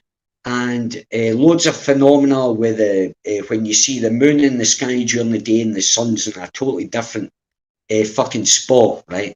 I've looked at all that. I've looked at. That's why I'm telling you, man. That shit that you're telling you about the Earth going, no, you haven't done what I've done. Otherwise, you would say, "Oh, that's funny, that because I've done that but as well." Ali, you were defaulting to what flat earthers do. I asked you a question, and instead of answering it, you And kind I'm of telling you why I believe it. But I'm telling you, I'm backing up. I made a statement. I've told you. I explained what I Ali, thought. you You Hey, didn't listen, explain. listen. You didn't You explain on a asked me flat Earth. about the solar. I started off, right? You No, asked me I about asked the you about the solar lunar. I eclipse. never asked You asked me about about the solar. solar I asked about eclipse, lunar. and I told I you did not about. ask about solar eclipse. Right. I did You not asked me ask you about the once lunar about eclipse, and solar then eclipse. you asked me why that happened. Right. The first answer I gave you was I don't know what happened, and then I told you No, why. no, you actually It gave me. You wasn't actually what gave you're. me an answer, Ali. Now you. I don't know if you Tell me forgot. what I just said, then I'll When mute. being I'll mute dishonest. because obviously you know better. You tell me how that Okay, conversation went. so I will, give you a recollection as to what happened less than 10 minutes ago. You were saying that, for the globe Earth, we always have excuses for everything. And then you told me that I should ask you a question and see if you can come up with an excuse for it on the flat Earth. So the question I asked you was, how does a lunar eclipse work on a flat Earth? And you actually gave an answer, Ali. You told me that there's some body in the sky that's like a black hole, and that is what you told me it had a I name. thought you meant a solar eclipse about the black body. That's a different thing to lunar eclipse. I thought you were, and if you go back and listen, I did actually ask. I thought you were talking about the solar eclipse. That's called Lilith. Then What we is misunderstood. this called? The dark sun. Misunderstood each other. Okay, Right, we misunderstood each other. but the lunar So now eclipse, I'm I going to ask told you you, the I question don't again. know. Right. Okay. I don't know. Okay. I don't know how that happens, but I'll tell you why I've decided I don't. It's not what I got told. Is because I've seen the shadow come in the same way as it went out, or go out the same way as it came in. And if it was I don't know linear, what if that you were means. spinning in a certain direction or whatever, you wouldn't have seen that as and I've watched it 3 times, so that's. I don't know what happens. That's my answer, and this is a reason why I don't know, and I can't explain that. That's good. It changes colour. That's every fair. time. That's fair. Yeah, if you don't know, that's fair. But is it an issue if on the globe we do know? If we do have an excuse that works and matches with reality, is it that much of an issue? But it doesn't match with my reality, so and it hasn't been proven. It hasn't been proven beyond doubt that that's true. It has to me. How do you? Yeah, well, that's fine. Thanks, Ali. That's to you. Hey, thank you. That's Don. There you go. So you have as much right to believe what you believe as I do. So you ain't right. I'm not right. You think you're right. I don't know whether I'm right or not. Yeah, that's what we're getting at, I think. Right? Yeah, your position is weaker because you can't explain the crux it. of the matter, Ellie. That's the crux of the matter. No, One it's not. side It's of the not because I argument can't as an test it. explanation. I can't test, Hang on. dude. I can't test my fucking theory. You can So don't say that's why I'm in doubt. Is because of another reason. The only reason that I can't say for a fact is because I can't fucking test it and I accept it. I can't, so it's just a belief. I'm telling you But how the you can difference test it. there is you've decided, Don. You're God because you know what I'm telling reality you is. how you Come on, Ellie, don't do So that's that. what Don't you're get like telling that. yourself. Thought That's what you're experiment our telling yourself, theory. Don. Thought experiment our theory, Ali, and then there's realize no you don't need to have get one, like that. and then see what might be right. If you can thought experiment our Yeah. theory and it works, and then you haven't got a theory yourself, then you decide, oh, I've got a working theory here. The only way I I could don't have one test myself. it. The only way I could test it is go out into space and No, you watch it don't test happen. it. You thought experiment it. That's all I did. Yeah, but that's not proof, though. To me, it's Don't not need proof. it is proof if you understand it and it works. But I That's the have. best That's what I'm saying. explanation. That's what I believe. But I've told you what I believe. I don't know how it happens. I can't explain it. To me, actually, Don, it's like I was talking to Bandsaw earlier on. about it's a great thing to ponder on, but I ain't going to fucking waste, because it doesn't matter to me whether people believe my beliefs or not. I don't care. Right. I don't care. It's not important to me. There's more important things in life. So I've not sat for 5 years on a fucking mountain and thought, ooh, how could I be right? Because I don't give a fuck. I don't care whether I'm right or wrong. It doesn't matter to me. You could tell me you're wrong. You could tell me, Alan, the Earth's a ball, it's a spinning ball. There's the proof, and you. But no one's trying to do that, Ali. You've kind of poisoned. And John, hey, I'm talking to Don. discussion. And Don, you could do this, right, and then prove it to me 100% to me. The Earth was a spinning ball, and do you know what? I'd be like, all right, and that's it. It wouldn't affect my life in any fucking way because there's more important things in life than the shape of the it's not fucking that Earth. meaningful, but we're still talking Well, it is about for you because you think you've got Stuart. No, Ali, it doesn't matter. You've kind of poisoned the argument now, about it, haven't we? We've all decided to talk about it, and Yeah. you've admitted you don't care if you're Like right about things, which is quite a big statement. Like, I don't care if I'm even wrong. I'm still going to believe it. That's kind of what you said. Yeah, exactly. Yeah, what's wrong with that? That's religious. That's basically. Yeah, exactly. I don't want truth. I just want whatever. It's a belief. It's my religion, and I ain't going to lose it. That was a sneaky one there. But I get it, Don. I know that. But I ain't going to fucking ram it down people's throat or get upset because someone doesn't agree with me. The only reason I get upset is when people start insulting my intelligence. I'm like, okay, you're just trying to wind. Hey, listen, I get angry. I get angry when I know people are trying to wind me up, and I think I get angry at the fact they're trying. I think, well, that's fucking shite. I thought I was talking to someone that I could have a conversation, and you're just being a dick, which I would do in real life. I would tell them, fuck off. Deep down, what we're trying to do is get you to reason and become a glober. That's what we're trying to do. Do you know something, right? And I even said this. I would even see if you even brought me proof of saying, yeah, accept it. But I'd still be a flat earther because there's more nasty, horrible. There's more of a nasty, horrible agenda. So by people. Well, let me finish, Don. You know this because you know, but you know this. There's more nasty, crazy, more insidious people I've met on the ball earth than there is on the flat earth. There is insidious, fucking horrible people on the flat earth, but I've met more from the ball earth side. So even that, I don't want to join that fucking mentality, that club. They can fuck off. I'll always be a flat earther just because of the fact I wouldn't want to be associated. I wouldn't want to be associated with like 3/4 of the fuckers. Ali, you would be a flat earther, self-labeled flat earther that believes the globe. No, I would know. I wouldn't have to believe it because I would know, right? That's what I mean by believe. Two different things. Yeah, exactly. I need to know to be sure. Yeah. But I'd still say I was a flat earther. And I would still be a flat earther because only because, right, this is it.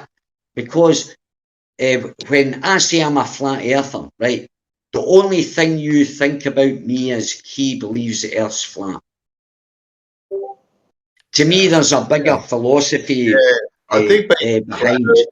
I don't think there is. Encompasses more than that. Exactly, Don, because you're not one. It's a way of thinking about it. That's why. Wait. I know it does encompass more, but I think that's a bad label you're using. No, well, that's good. You use the that's label what flat you earther. think. You're going to make people think you're a tinfoil hat flat earth believer. That's what they think. But listen. That's what you think, and that's your opinion. That's up to you. But that's not the point. I've talked to you for 3 years. I know that's what you are. Yeah, I'm a fucking flat earther. You are other things. Whatever you want to call me. Flat earther just applies to your flat earth belief and your unreasonableness. That's all it means to me. Well, there you go. That was a nice little last word, the unreasonableness, just to make sure that everybody knows that you don't believe the earth's flat. No, I actually think flat earth but it gives a nice feeling.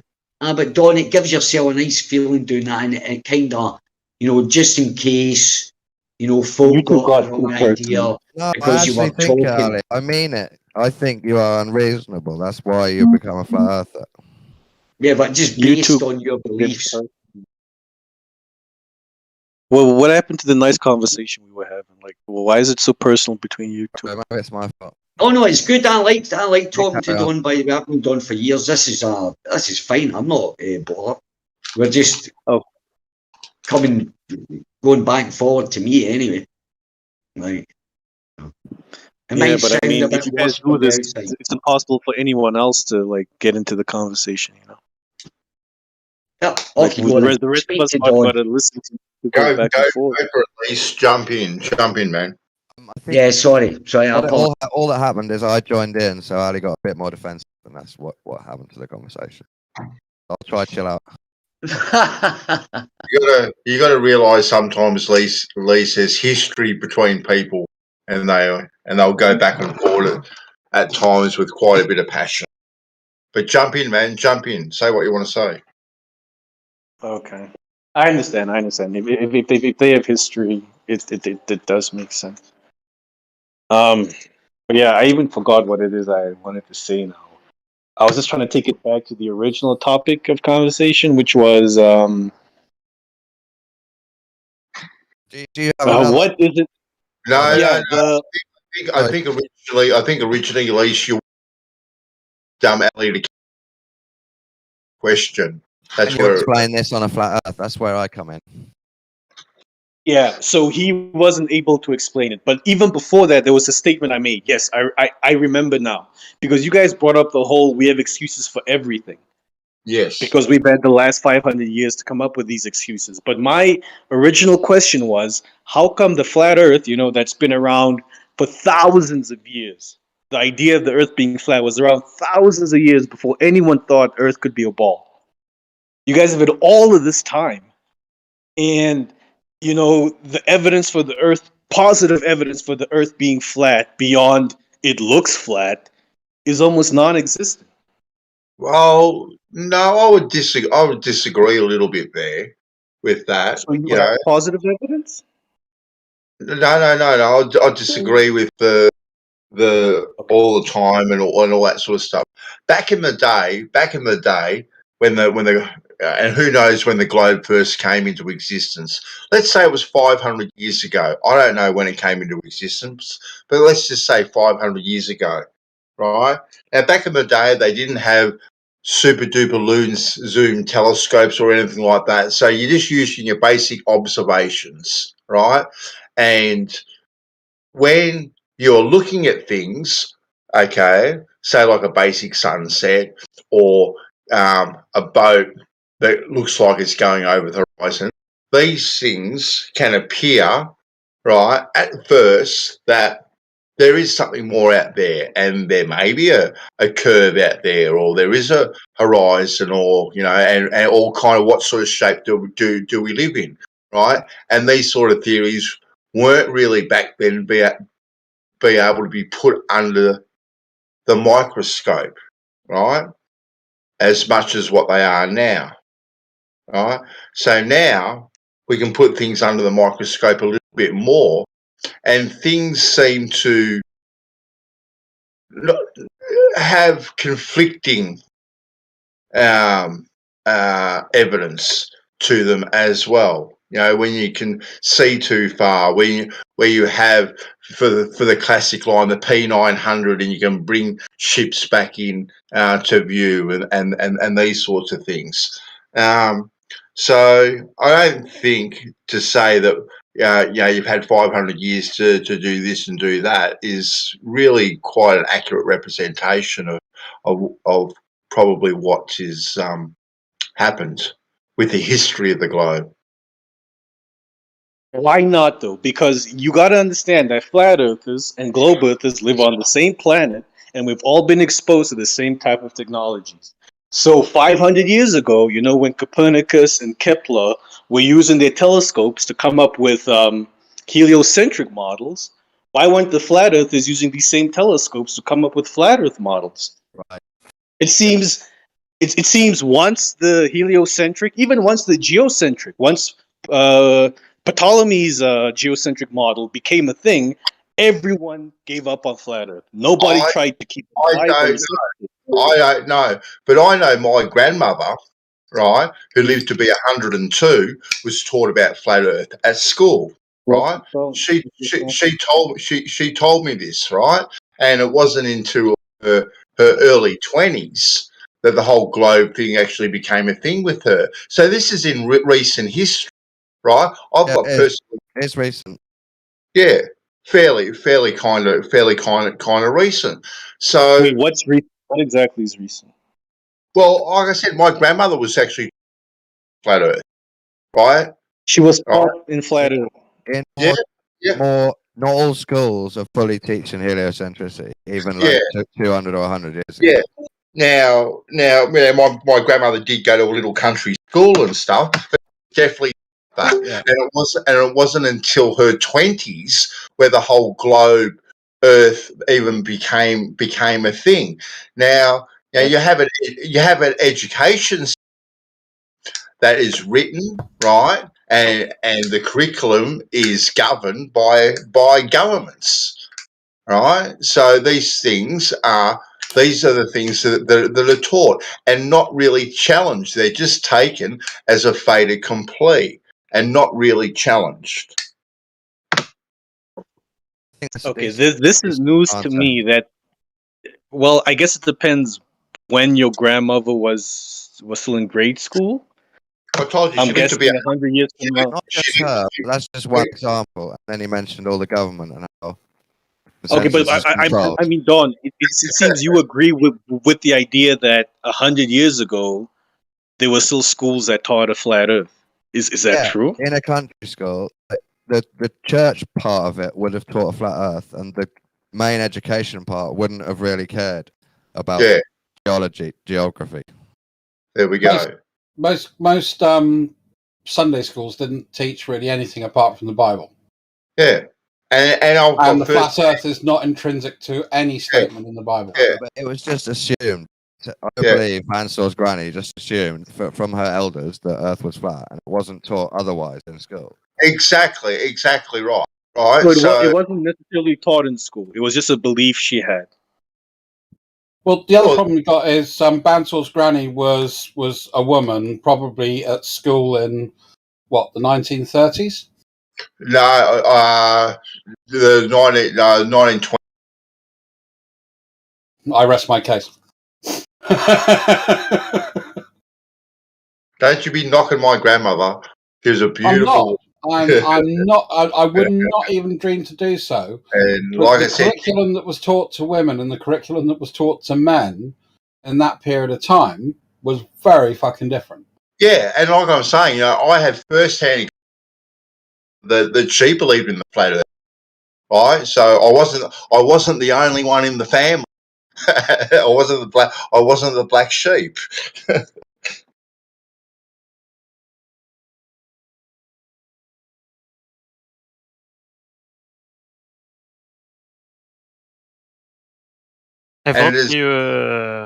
I thought we had a pretty.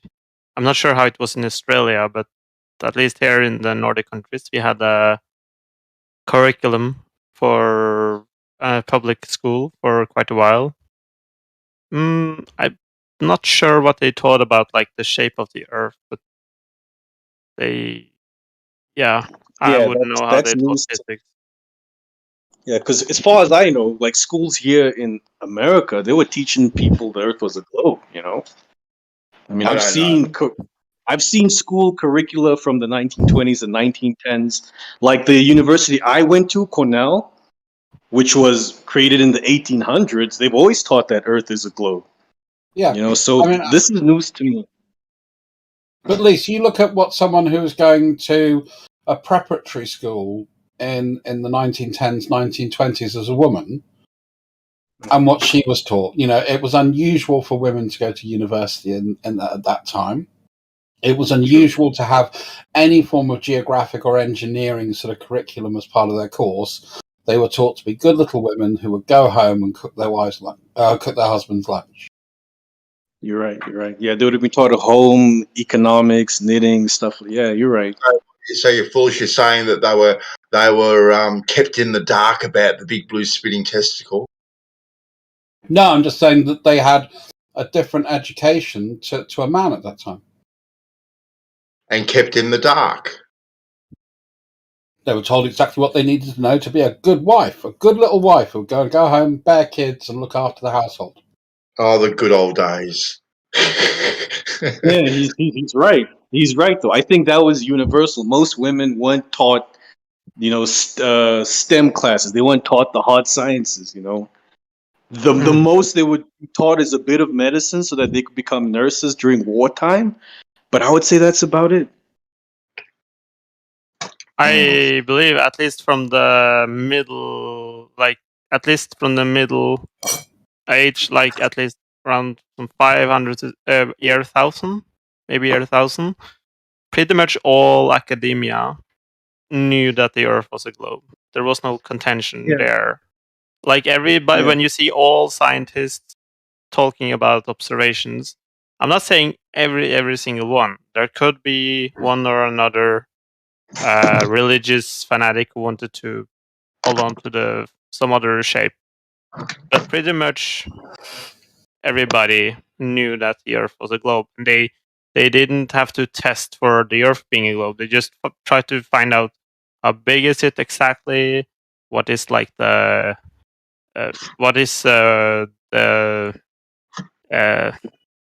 angle to the sun, what is the distance to the sun, all this kind of thing. Yeah, what's and the most I would say efficient? the only So sorry, Josh. I just want to put this out there because I got to leave right now. I would say the only other major contention was whether or not our solar system was geocentric or heliocentric. Is Earth at the center or is it the sun? Yeah, that was mainly biblical. Yeah.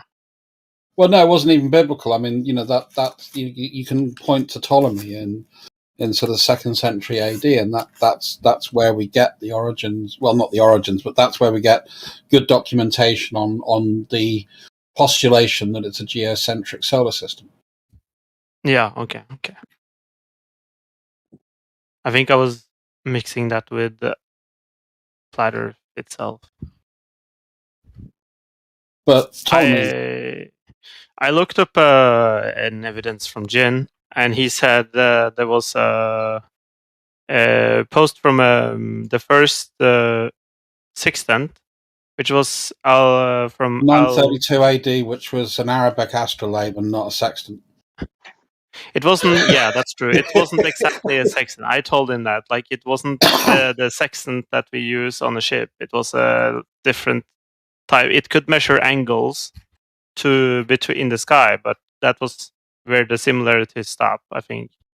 An astrolabe is kind of. That's it. Yeah, astrolabe. Yeah. Yeah. And an astrolabe does not a sextant make. You can say that the sextant is an evolution of it. But we don't, the earliest astrolabe I know of is actually about 300 years old, and that's about 600 AD. Can you navigate just as well with an astrolabe as you can the sextant? Not in the same way. It's kind of different. It's more seasonal based. Right. Okay. And I think it's also bigger. It's like really impractical. It isn't handled. Oh no! You can have one that sits in the palm of your hand, an astrolabe. It doesn't have to be large. Wait, are we talking about the same thing? Because I was talking about. It's like a circle. It's like a circular disc with like got a plumb bob or something on it. A set of hands on it, and then you use that to then sight to various stars on the horizon, and then maneuver your thing round. And the idea is you find, I think, either noon or north. I can't remember which because it's ages since I looked up how to work one. But it's kind of similar, but not the same. It doesn't give you your position longitudinally or latitudinal. It doesn't give you your latitudinal position. But what it does help to do is to sort of sight on stars based on season. So you adjust it, I think, for the season, and then you sight on your sight stars or sight sun. Something to do with that. Yes. That wasn't the one I was. I'll put up a picture of an astrolabe. Yeah, I was just about to do it. Nope. If I use the right keyboard, I'll put up a picture of an astrolabe. Too many keyboards on my desk. I just need to find. It was. I think he was born in Turkmenistan or something like that.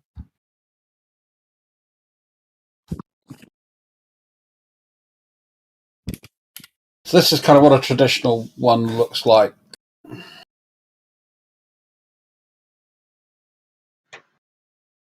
Oh no, it's not that at all. It's lovely. Yeah, that's what I found. It's not what I'm looking at. Fuck. I am trying to find the. It's like a pocket watch. Bob watch.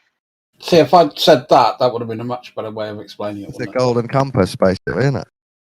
I'm actually watching Vikings at the moment, watching that series Vikings. Have you seen that by any chance? Yep, I've seen that a couple of times. Yeah, and it's actually very interesting how they first started to navigate with basically a wooden disc that had a couple of circles on it with a pin in the middle of it. And they put it down and they marked exactly where the sun was, or where the shadow was, and they set off sail and to go in the same direction, they had to keep that shadow within the circle to make sure they were going in the same direction. Quite interesting, actually. They just floated this wooden disc in a pail of water. You know the scene I'm talking about? I do know that's series 1. Yes. And he also had the clever little stone that allowed the sunstone. Yeah, the sunstone. Which is about, I think it was the same set of episodes. Yeah. Quite interesting, actually. See that sort of stuff. But it is weird. I mean, it was the fact that one of the reasons Vikings were considered to be so brave is because they would sail across open water out of sight of land. You know, which wasn't a usual thing for people in that part of Europe, or even the Norsemen at the time, because they're not Vikings, they're Norsemen. Didn't quite get what they wanted, did they? To rule and conquer England. Well, they did pretty well. I mean, you've got to look at the history of Danelaw. But they were given a patch of land there in the end, as their own. They had about half of England. Yeah. Okay. So the old kingdoms of Bernicia, Cumbria, Mercia, and East Anglia, or the Anglo-lands, all were under what's called Danelaw, and it's kind of like a diagonal line. So if you could sort of draw from the midpoint of Wales and diagonally down until you hit sort of the middle of Suffolk, that was sort of Viking land. Oh, okay then.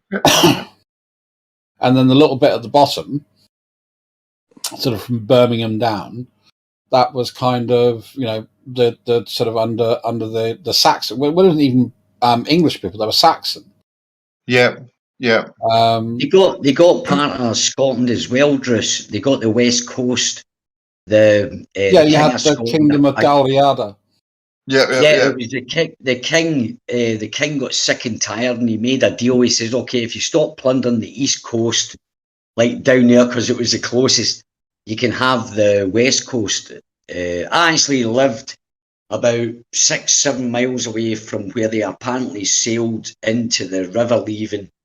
Came into Loch Lomond, got stuck there, and they carried the boat through there's a valley that goes right. I planted loads of trees. I worked with the forestry, but that was like an old story, into Loch Long and then out into the Atlantic. It was quite interesting. But the Vikings, they travelled, man. So did you know that Kenneth MacAlpine was the king of Dalriada before he became the king of Alba? You're going back a wee bit, but you'd probably actually be better talking to my dad. He's the Scottish. He knows everything about Scotland. I know bits and pieces. I'm like a noob. I know a little bit more than a lot of Scottish people, but nowhere near. And you're obviously a bit further on than I am with the history. I've heard the names Alba and Caledonia, but I couldn't go into... Alba is the White Land, or that's kind of like the Scottish name for Scotland. and then you had sort of the kingdom. So you had Pickland, which was up in the Yeah, the northeast. Picts. We got taught about the Picts. Then you had the Scotty, which had sort of the middle bits through down into sort of the borders, and then you had Dalriada, which was in the sort of the west coast, sort of where Ayrshire and the Isles are, the Western Isles, and that's why you get really really common names. You go to the Western Isles, pretty much everyone's either an O'Neill or a MacLeod. Or my best mate was actually my best mate was a MacLeod, and he had his bagpipe. He's like, he can trace his history, but he's dead now. God rest his soul. But the point was, he was a real MacLeod, and they're like a family of pipers. They're actually quite high up in the piping. They've got a history of, if you look at the history of bagpipes and stuff like that, they were kind of the first group to start playing about with them. Were kings of the Isle along with the O'Neills. So they were kings of the Isles. And the MacLeods, yeah, they were big. Yeah, okay, right. That's a wee bit more than I knew. He never told me that, but he had a set of bagpipes from his grandfather from I think it was the Boer. And there was a war in 1800 and something where they had the Scottish, his great grandfather or something like that. And it was one drone, and he explained, sorry, it had two drones. He explained why it was just two drones is because, and these guys were marching. I seen photographs, like old black and white photographs of this old dude, and he still had them, man. But I love history.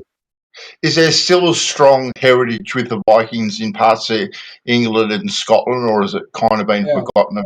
On the Shetlands, I think, Druce, right, they still have that celebration, Michaelmackel, where they they build a boat and they send it out as a Danish. They do the boat burning festival. But you also but it's called something. What's it called in Scottish? You go to sort of Lancashire, Barrow and Furness, that type of place. It's very Viking out there as well. Even that's the west, the west coast. Up in the Shetlands, every year, or I can remember as a kid anyway, about it, showing a little festival. They have a traditional, and it's called not Mick-a-Mac, or it's called something. It's a funny word they call it. I know what you mean. It's the boat burning festival. Yeah, it is. They do that. They burn a boat, but they call it something specific up. I think it's the Shetlands or up there where the women. The Orkneys, but I'll go and check it out. The Orkneys, right?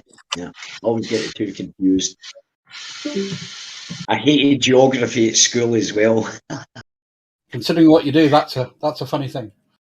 But I'm good with capital. I learned more. I forgot more than most Americans know about different capital cities and stuff like that, or where other parts of the world are. You know what I mean? Or point it on a map and stuff like that. Upella Eye, that's what it is. What's it called? Upella Eye. That's it. There you go. And it's a hi means or a hi means hello, because you say hi, hi, means hello or whatever. Could be. I'll find out. Upella High. I'll remember that. And it's Shetland. You were right. As a guest, I always get the two. I always get the two mixed up. The Shetlands and the Orkneys. I always forget about them because they're also part of the islands we've got there. But I always get the two confused. I'm just lucky. I would just want to say I found the instrument I talked about. It's called a Merle sextant, which is basically a sextant but without mirror. So you just point it at the star directly. Is that the first one you posted, Funk? That is a type of it, yeah. Yeah. Looks pretty big. Some of them, they are very big. They were very big, and the first known that they know of that was made was by Abu Mahmud Khojani. 932 AD? That he was born in 1932. Could be. Sound about right. and he was he made a mural extent, and he used that to measure the axial tilt of the Earth. Huh. And this was 1,000 years ago. Tilt. Yeah. At 66.6 degrees. I don't Well, it know. wouldn't have been He then. measured it in Iran. Yeah, and it wouldn't have been that tilt then either, by the way. What would it have been? It would have been 4 less. degrees. No, it would have been less because it would have been further back in our precessional cycle. Well, it's funnily 66 he degrees. measured it to be 23 degrees and 32 minutes and 19 seconds. Yeah, 66.6. 666. Well, it's not 62.6, is it? It's 66.6 today. I think we take it at 23.5 now, don't we? I think it's 23.4. Just to get away, but if they've gone to 5, well, that'll be Banso. That'll be 6. 5. What was it you said, Druce? Yeah, 665, which is the neighbour. Yeah.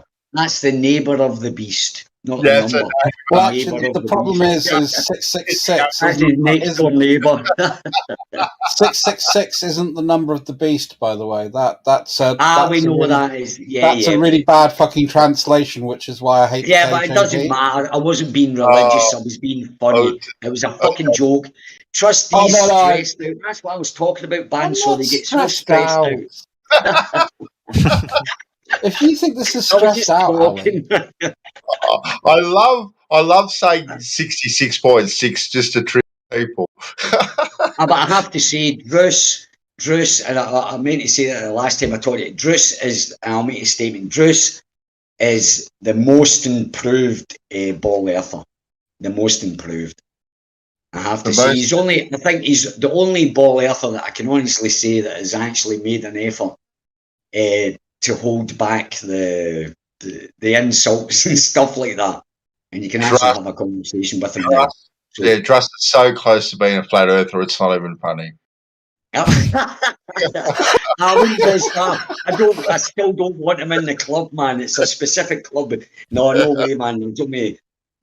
He's about the closest that I could think of having, but most of them I wouldn't want them. I'd actually be pissed off if any of them, if Jim Panda turned around and said he was a flat earth, I'd go, for fuck's sake, man, at the end. But that's what I would say. It's I've got a fantasy about most flat earthers that they're open-minded and nice to people. It might be a fantasy, but I'm going to stick with that. But the minute they join this club, I'm fucking out. I'm out. I'm only kidding, Druce. But I mean that. I actually mean that. Druce is the most improved and ball earther out there, man. Sorry to put I've always tried to be reasonable with people, Ali. My problem is... You went through a sticky patch. You went at the beginning, you were nice, and then you went full-on fucking insultation, only for a few months, and then you are who you are for ages now. Like, that long ago, I can't even remember. Well, as I say, it's one of the reasons why I left Gems, because it was toxic. Very toxic. No, I didn't know that you did. I didn't know, but I said, well, there you go. That's probably why I say that, because it's true. You went your way, and then you still believe what you believe, and you're still up for a good argument, discussion, but it's totally different. Anyway, I'm not trying to fucking, and I don't want babies with you either, so you can forget that. Hey, don't worry, Ali. I will never have to slap my cock out of your mouth. It's not going to happen. I go over to Gems about once every 2 or 3 weeks.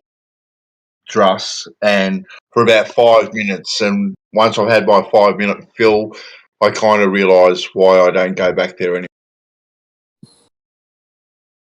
Yeah, I think it's not healthy. No. Yeah, but there's people across there, though. I have to say, like yourself, Druce, but they're just a wee bit trapped and misled. But there's people like you, really polite, nice people I've met. I've snacked with offline without the live. That was quite an eye opener actually on Jose's when he used to change it. You'd be mid conversation on the after show, his show would shut down, and you were left in the after show, and the amount of people that disappeared onto the other live show mid conversation. You were just talking about something really cool, and that, and like, right, gotta go, he's going live, and everybody disappeared. And that's how I met most, like yourself. That's how I met you. It was like a after show, but you stayed for the conversation, but everybody else fucked off, you know, to speak live, which is, I was just into the conversation, didn't matter. I mean, I've presented in front of audiences of over 3,500 people. To be honest, having 15 people on YouTube listening to me, I don't really give a shit. That's not really very important. You know, what's important is the interaction you're actually having with the individuals who you're sort of discussing stuff with. Yeah, you know, and people have got the same attitude as you, Druss, over there that are still across there that maybe part of the toxic thing is just you broke away. You know, not everybody's nasty and horrible over it, James. I'm not saying it because I wouldn't say that. You know, there are a lot of nice people there, but yeah, exactly. It's a shame, you know. But it's the amount of sort of not just on one side. I mean, it's both sides of the argument that gets involved in it. But you just look at the text channel and the shit that's been just spoken about anybody. I mean, basically, if you speak on Jem's channel, you know, oh, look at the autod speaking, you know, the whole CB Queen of the Trolls kind of shit that goes on. And I'm thinking, you know, what do you want? A silent fucking server where the only person that gets to speak for 8 hours is Chemo? They can't keep up with you, Dross. That's what it is. Yeah, Chemo gets a freebie. Chemo gets a freebie there. Yeah, a pass. Yeah, I mean, there's a particular kind of stupid at Gems, right? Let's not get into that conversation. It was me that brought it up, but as I say, there's no dragging on. Flogging a dead horse. It was good talking about history and stuff like that, actually. It was good because unfortunately at school, I neglected it. I hated history. But see, when I got older, especially when I got into conspiracy theories, before Flat Earth, but got into conspiracy theory, I just started reading again. I used to read when I was younger, when I was like 8, 9, 10, 11, 12-year-old, and then I started secondary, but I was an avid reader, and then I stopped, and then I rediscovered it, reading just old historical books, and I thought, fuck man, I missed out so much, but I'm just glad. You know, I like to talk to people that I've got and talk about history and stuff, you know. One of the things I find really fascinating is when you read books from, like, you know, the 18th century, the 19th century, the 20th century, and the 21st century, and the kind of the difference you kind of get in the dialogue. I find just really interesting. Or the language, the change, how they used to. I love reading it from where you can actually get Newton's a translation, you know, after, because it was written in Latin, but you can get a translation. And just the way these people talked, you know, their cynicism, their dry, you know, you can imagine them, you know, maybe Faraday's giving a presentation that nobody believes. And it wasn't like the public, there was some public, but most of it was like scientists or, you know, people, and they just bombard them with questions and saying that's rubbish. And, you know, it's the same stuff that goes on now that it did then. They get put through the mill, but they still came and presented their stuff, and I love the way that the verbiage, the language that they use, the grammar, it's totally different. You know, I mean, we live in a really weird period of history. No time in the history of this planet have so many people had access to so much information. You know, this is something that's God.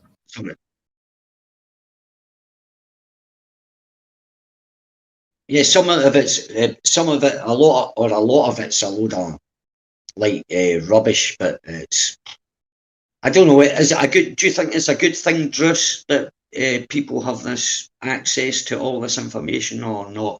Do you think it's a good thing? It's a double-edged sword. It's why I think that critical thinking is actually so important. I used to go to the library a lot when I was a kid. I still do. I still read. As I say, I've still got the lust for reading, so I've just rediscovered maybe in the last 12, 13 years. Oh, the last time I went to the library, they were still using microfilm. I love microfilm. Nice. And then, I got that joke, man, so I got it. Because I did as well. I remember them days as well. Oh man! And then you take the little card and you take it up to the librarian, right? And should fill out a You little sign form. in, you get the date, the book. Yeah, get your stamp in the back of the book. You have to show your library card and all that sort of stuff. Oh, gee whiz. You know, and then when I think, you know, my belief is, oh, it's hidden, they've hid it from us and stuff like that. But I think, you know, when I was looking at it the other night, because always, oh, they've hidden this shit. But they haven't hidden it. It's actually, if I wanted to learn at school, like I was talking to Druss, I wasn't interested in history at school or geography. But see, when I think about some of the history classes, some of the geography classes, I got taught the same stuff as maybe Rumpus got taught. And the same, we're actually got access to the exact same information, but we get given a choice. And I think my only excuse is that we don't get pointed in the right direction to say, hey, this is why you should learn this. This is why it's good knowledge, because it teaches you critical thinking or whatever, right? But we don't actually get put in that. But we get all the information everybody gets at school. But I used to think that, you know, all this information has been hidden from us, but it's like a click away or a request. If you want to go to a library, you could request the book. You could say, I want this book, and they'll get it, because every library gets Trinity College in Ireland, for example. I think it's got the biggest library. It gets every single book that's printed today, tomorrow. If there's a book getting printed now, it goes into that library. Well, the British Library does that. Sorry, Druss? The British Library does that. If you ever get a chance, that's an amazing British book. Library as well. Yep. Trinity College. I mean, the museum at Trinity College is amazing. That's where I saw the Book of Kells. My mate went there, the one in Ireland. Where was it now? But he went to that one. Very smart dude, but he took another path in life. You know, he could have been whatever, but he went another way. Just like chilled out guy, got a normal job, loves driving. But the guy's his logic is fucking hard to break down. You know, his rhetoric or whatever. But just the way he thinks, you can tell. But I was privy to the same information. I chose not to take it by sitting up the back of the class and being a dick, only because the teachers had an attitude towards me. And I didn't see it advantageous straight away from the first day. But still, if my dad or someone had told me, hey, by the way, you're going to go into school, your brother's got a shit reputation, and you're going to be dealing with teachers that maybe your brother's pissed off or whatever, and they're going to judge you the same as him. I'd love to go. I'd love to go. Sorry. I tell my kids I would love to go to school in today's age with the access of information that my kids have at their fingertips compared to when I or you went to school. Ali, is absolutely incredible. Absolutely incredible. The access at your fingertips. Doesn't matter what it is and what you can find. It is just mind blowing. And I'd love to be at school today. I think I would have been a different student actually, to be quite honest. No, I don't. I'm glad I took the path. I am here today. I've got what I've got. I have what I have in life that it's good enough. I've just got one more thing to do, man. It's so easy. Just one. And I'm a pig in shit. I don't. But I would never like to go back to school. I never like to have been given the access to the information that I've got now. Never in a million years. Why is that? Well, because I wouldn't see my life would have taken a totally different path. Totally different. I wouldn't be here. I wouldn't be talking to you. I wouldn't be nothing. that I was doing. Yeah, I get that. I get Now, that. so, well, half an hour. that's the reason. Even though, but that's what I'm saying. That's why I wouldn't. That's my reason, is because I feel, or I know kind of thing through logic, because it's like life is like when they say you've got control of your life, you have really, right? Because when you wake up in the morning, it starts here, you make a decision whether you're going to go to work or you're not, or you're going to do this or not. So you're actually in control of that, right? And that's how I look at it. Definitely. Like, Definitely. basically. So therefore, if I'd made a different decision, because I know how decisions, the difference between life and death can be you maybe taking an extra cup of coffee before you cross the road. If you hadn't have done that, you would have got run over or something like that. And that's fragile. So you deciding what you do is my most important thing, what I do. But I don't sit every morning and think. I just go with the flow until I've got to use that kind of sense. It's think, right, okay, it's up to me. Always, and it's got me out of bed loads of times when I couldn't be bothered going to work. Because I'd have that big conversation, slag myself off and go, yeah, you're just being a dick. Just being like, get up. And I just get up, kind of thing, But I wouldn't like to have the information that I've got now back then, because I wouldn't be here. I'd be a different person. I'd probably be a dickhead, actually. Because I was quite arrogant. Or not arrogant, but I was, shall we say, book smart. Book smart. I'm a dickhead now. Well, I'm still a dickhead. I'm still a dickhead, but I choose to be in certain situations. Most of the time, I'm a good person. I do, but I have to. You have to be a dickhead now, because fuck him or fuck that, or no way, man. I'd be a dickhead not to do it, but I've got. But you know what I mean? Fuck it. Yeah, and what I meant before, like, I don't wish I was at school again today, because I'm very happy with the way my life has gone. I'm in a very, very good place. I more say that to my kids, trying to instill on them the opportunity they've got for knowledge just at their fingertips, and stuff like that. I say they're very, very lucky. I say, because back in the day, I'd have to go down to the library and, lend out, 22 books that I wouldn't even read one of them, to be quite honest with you, to try and do my homework. And they've just got everything at their fingertips. They don't have all the information and stuff. It's quite incredible what I see. Yeah, it is actually. Yeah, I agree with you there. It's the peasants are now privy to this form of knowledge that the elites have had for years. Yeah, because knowledge was only available to the wealthy and the religious hierarchy at once upon a time, right? The peasants weren't eligible to have access to any of the information, right? They were told what they needed to know. Couldn't even read. No, we couldn't even read. Exactly. We couldn't read Latin or understand Latin or exactly. That's exactly right, and it's only in recent history too, like in church. Like church services have only, in recent history, only started to be conducted in English. I remember as a kid going to church and the church services being in Latin, and it wasn't until if you're Catholic, and that would have been what's called a Tridentine Mass. That's actually quite a traditional Catholic school. Catholic church. Yeah, I was very traditional, Russ. Very traditional. Yeah. So that's what's known as a Tridentine Mass. Yeah.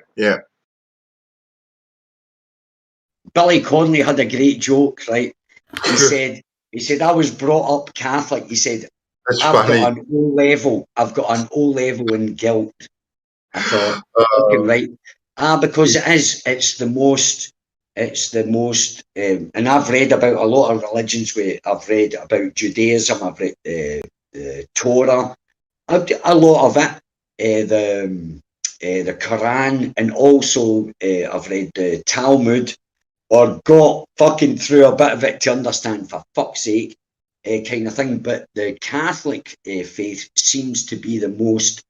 I've read the Muslim as well. I've got the life story of Muhammad and stuff like that, so I kind of get a grip but the Catholic, and that's why I laugh at that joke. But the Catholic faith is the only faith that pushes the guilt onto the believers, man. That everything, like, you know, and you get programmed.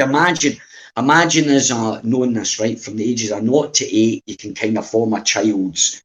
I think a Jesuit said it, and loads of people have said it, explained it's child psychology. Right? Imagine, right, at that age getting told God's watching you, and if you play yourself or do something bad, you're going to burn in the fires of hell. Now I'd think, fuck me, man, how traumatic is that when they ever do anything? So you're going to get instilled even into adulthood. It's like and they're the masters of indoctrination. It was them that invented schools, monasteries, and taking kids away. We've got schools older than that here, Ali. We've got schools that there were a lot of religious schools. You're right. A lot of poor people went to Cambridge and Oxford. Go and look how long Eton and schools like that. They're from the 1300s, and they were founded by priests and churches. Go and have a fucking look. How do you think they all look like the schools look like fucking cathedrals and shit like that? It's because it's founded on the church. Go and check the history, Drews. Check out the history of St Andrews. Yeah, that's what's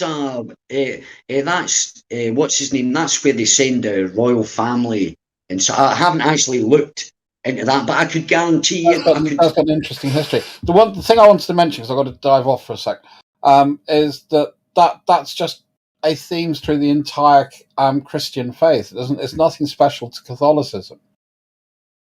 No, not the guilt. It's hardcore with the guilt. If you've the guilt. I mean, you look at evangelical and hardcore Baptists. They're just as bad, Ali. Just as bad. Not with that. Not with the indoctrination. I've been to Pentecostal.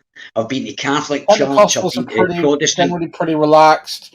Presbyterians are pretty relaxed, except their parties are no fun. I've experienced loads. I've actually went to these churches, and for example, 1 year in my village, we had a Catholic and a Protestant school, churches in the village, a tiny village, maybe 500-600 people max, maybe even less. I might be exaggerating, but anyway, we had the old church, and then we had the Catholic church. In 1 year, we'd have Christmas service in the Protestant church, and then just across from the little school was the Catholic church. We'd have Christmas. So I grew up experiencing both. It's not like I'm biased, but it's just an observation. And when Billy Connolly told me that joke, I was like, boom, that's funny. The concept of original sin is arguably mutually inclusive with the Trinity.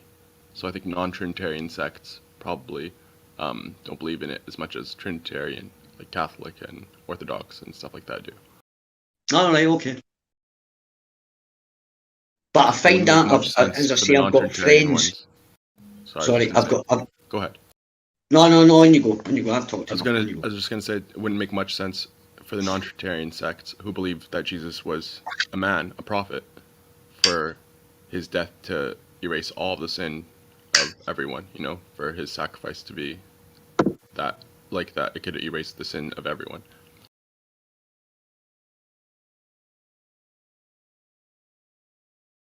Yeah, religion, it's like I always, I can't either deny or accept God exists. I don't know for a fact, but as I see, my start is the Bible. I know they say it was inspired by God, but there's so many flaws in that. It was still written by a man, and if you look at the story, if you read a lot of it in the Proverbs, if you go and study back in history about ancient religions, and it's all kind of the same. So, you know what I mean? The same kind of core, the core element was this creator did this, and this. If you look at them all, he did this, and this, or he split. Or there was always a duality. And it's just but it doesn't mean it doesn't exist, an intelligent being doesn't exist or something, but I don't think it's an alien. Hey, Ali, I've got to go, champ. I'm going to get... Yeah, I'm going to go myself as well. I'm going to eat now. Too easy, man. That All was right. good, wee chat. Thanks, so. Too easy, man. Catch you next time, buddy. Be good. Yeah, nice one. Sorry, percentage. That was sounding like a good No, conversation, you're all but I need good. to, I'm a bit hungry now, so I need to go and eat or something. But next time, it'd be good talking about that. Yeah, have a good day, guys. About the history of religion. All right, guys. Cheers, and thanks, Dross, as well. Nice one.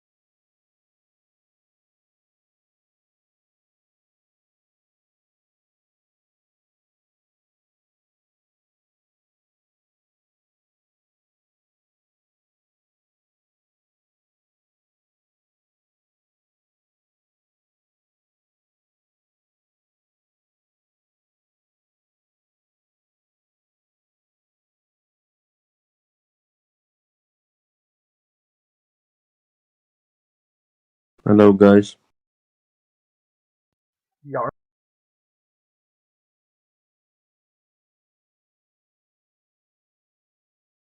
Hello.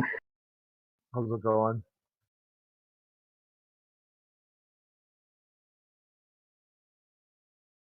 Who was that? Was that Geo or No, Real? crit. It's alright. Yeah. Keeping it real.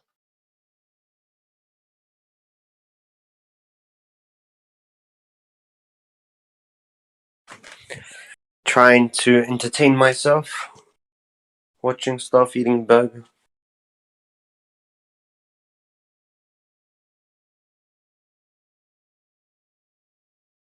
Pretty spicy burger though. With a peanut butter milkshake. Gonna get really fat though.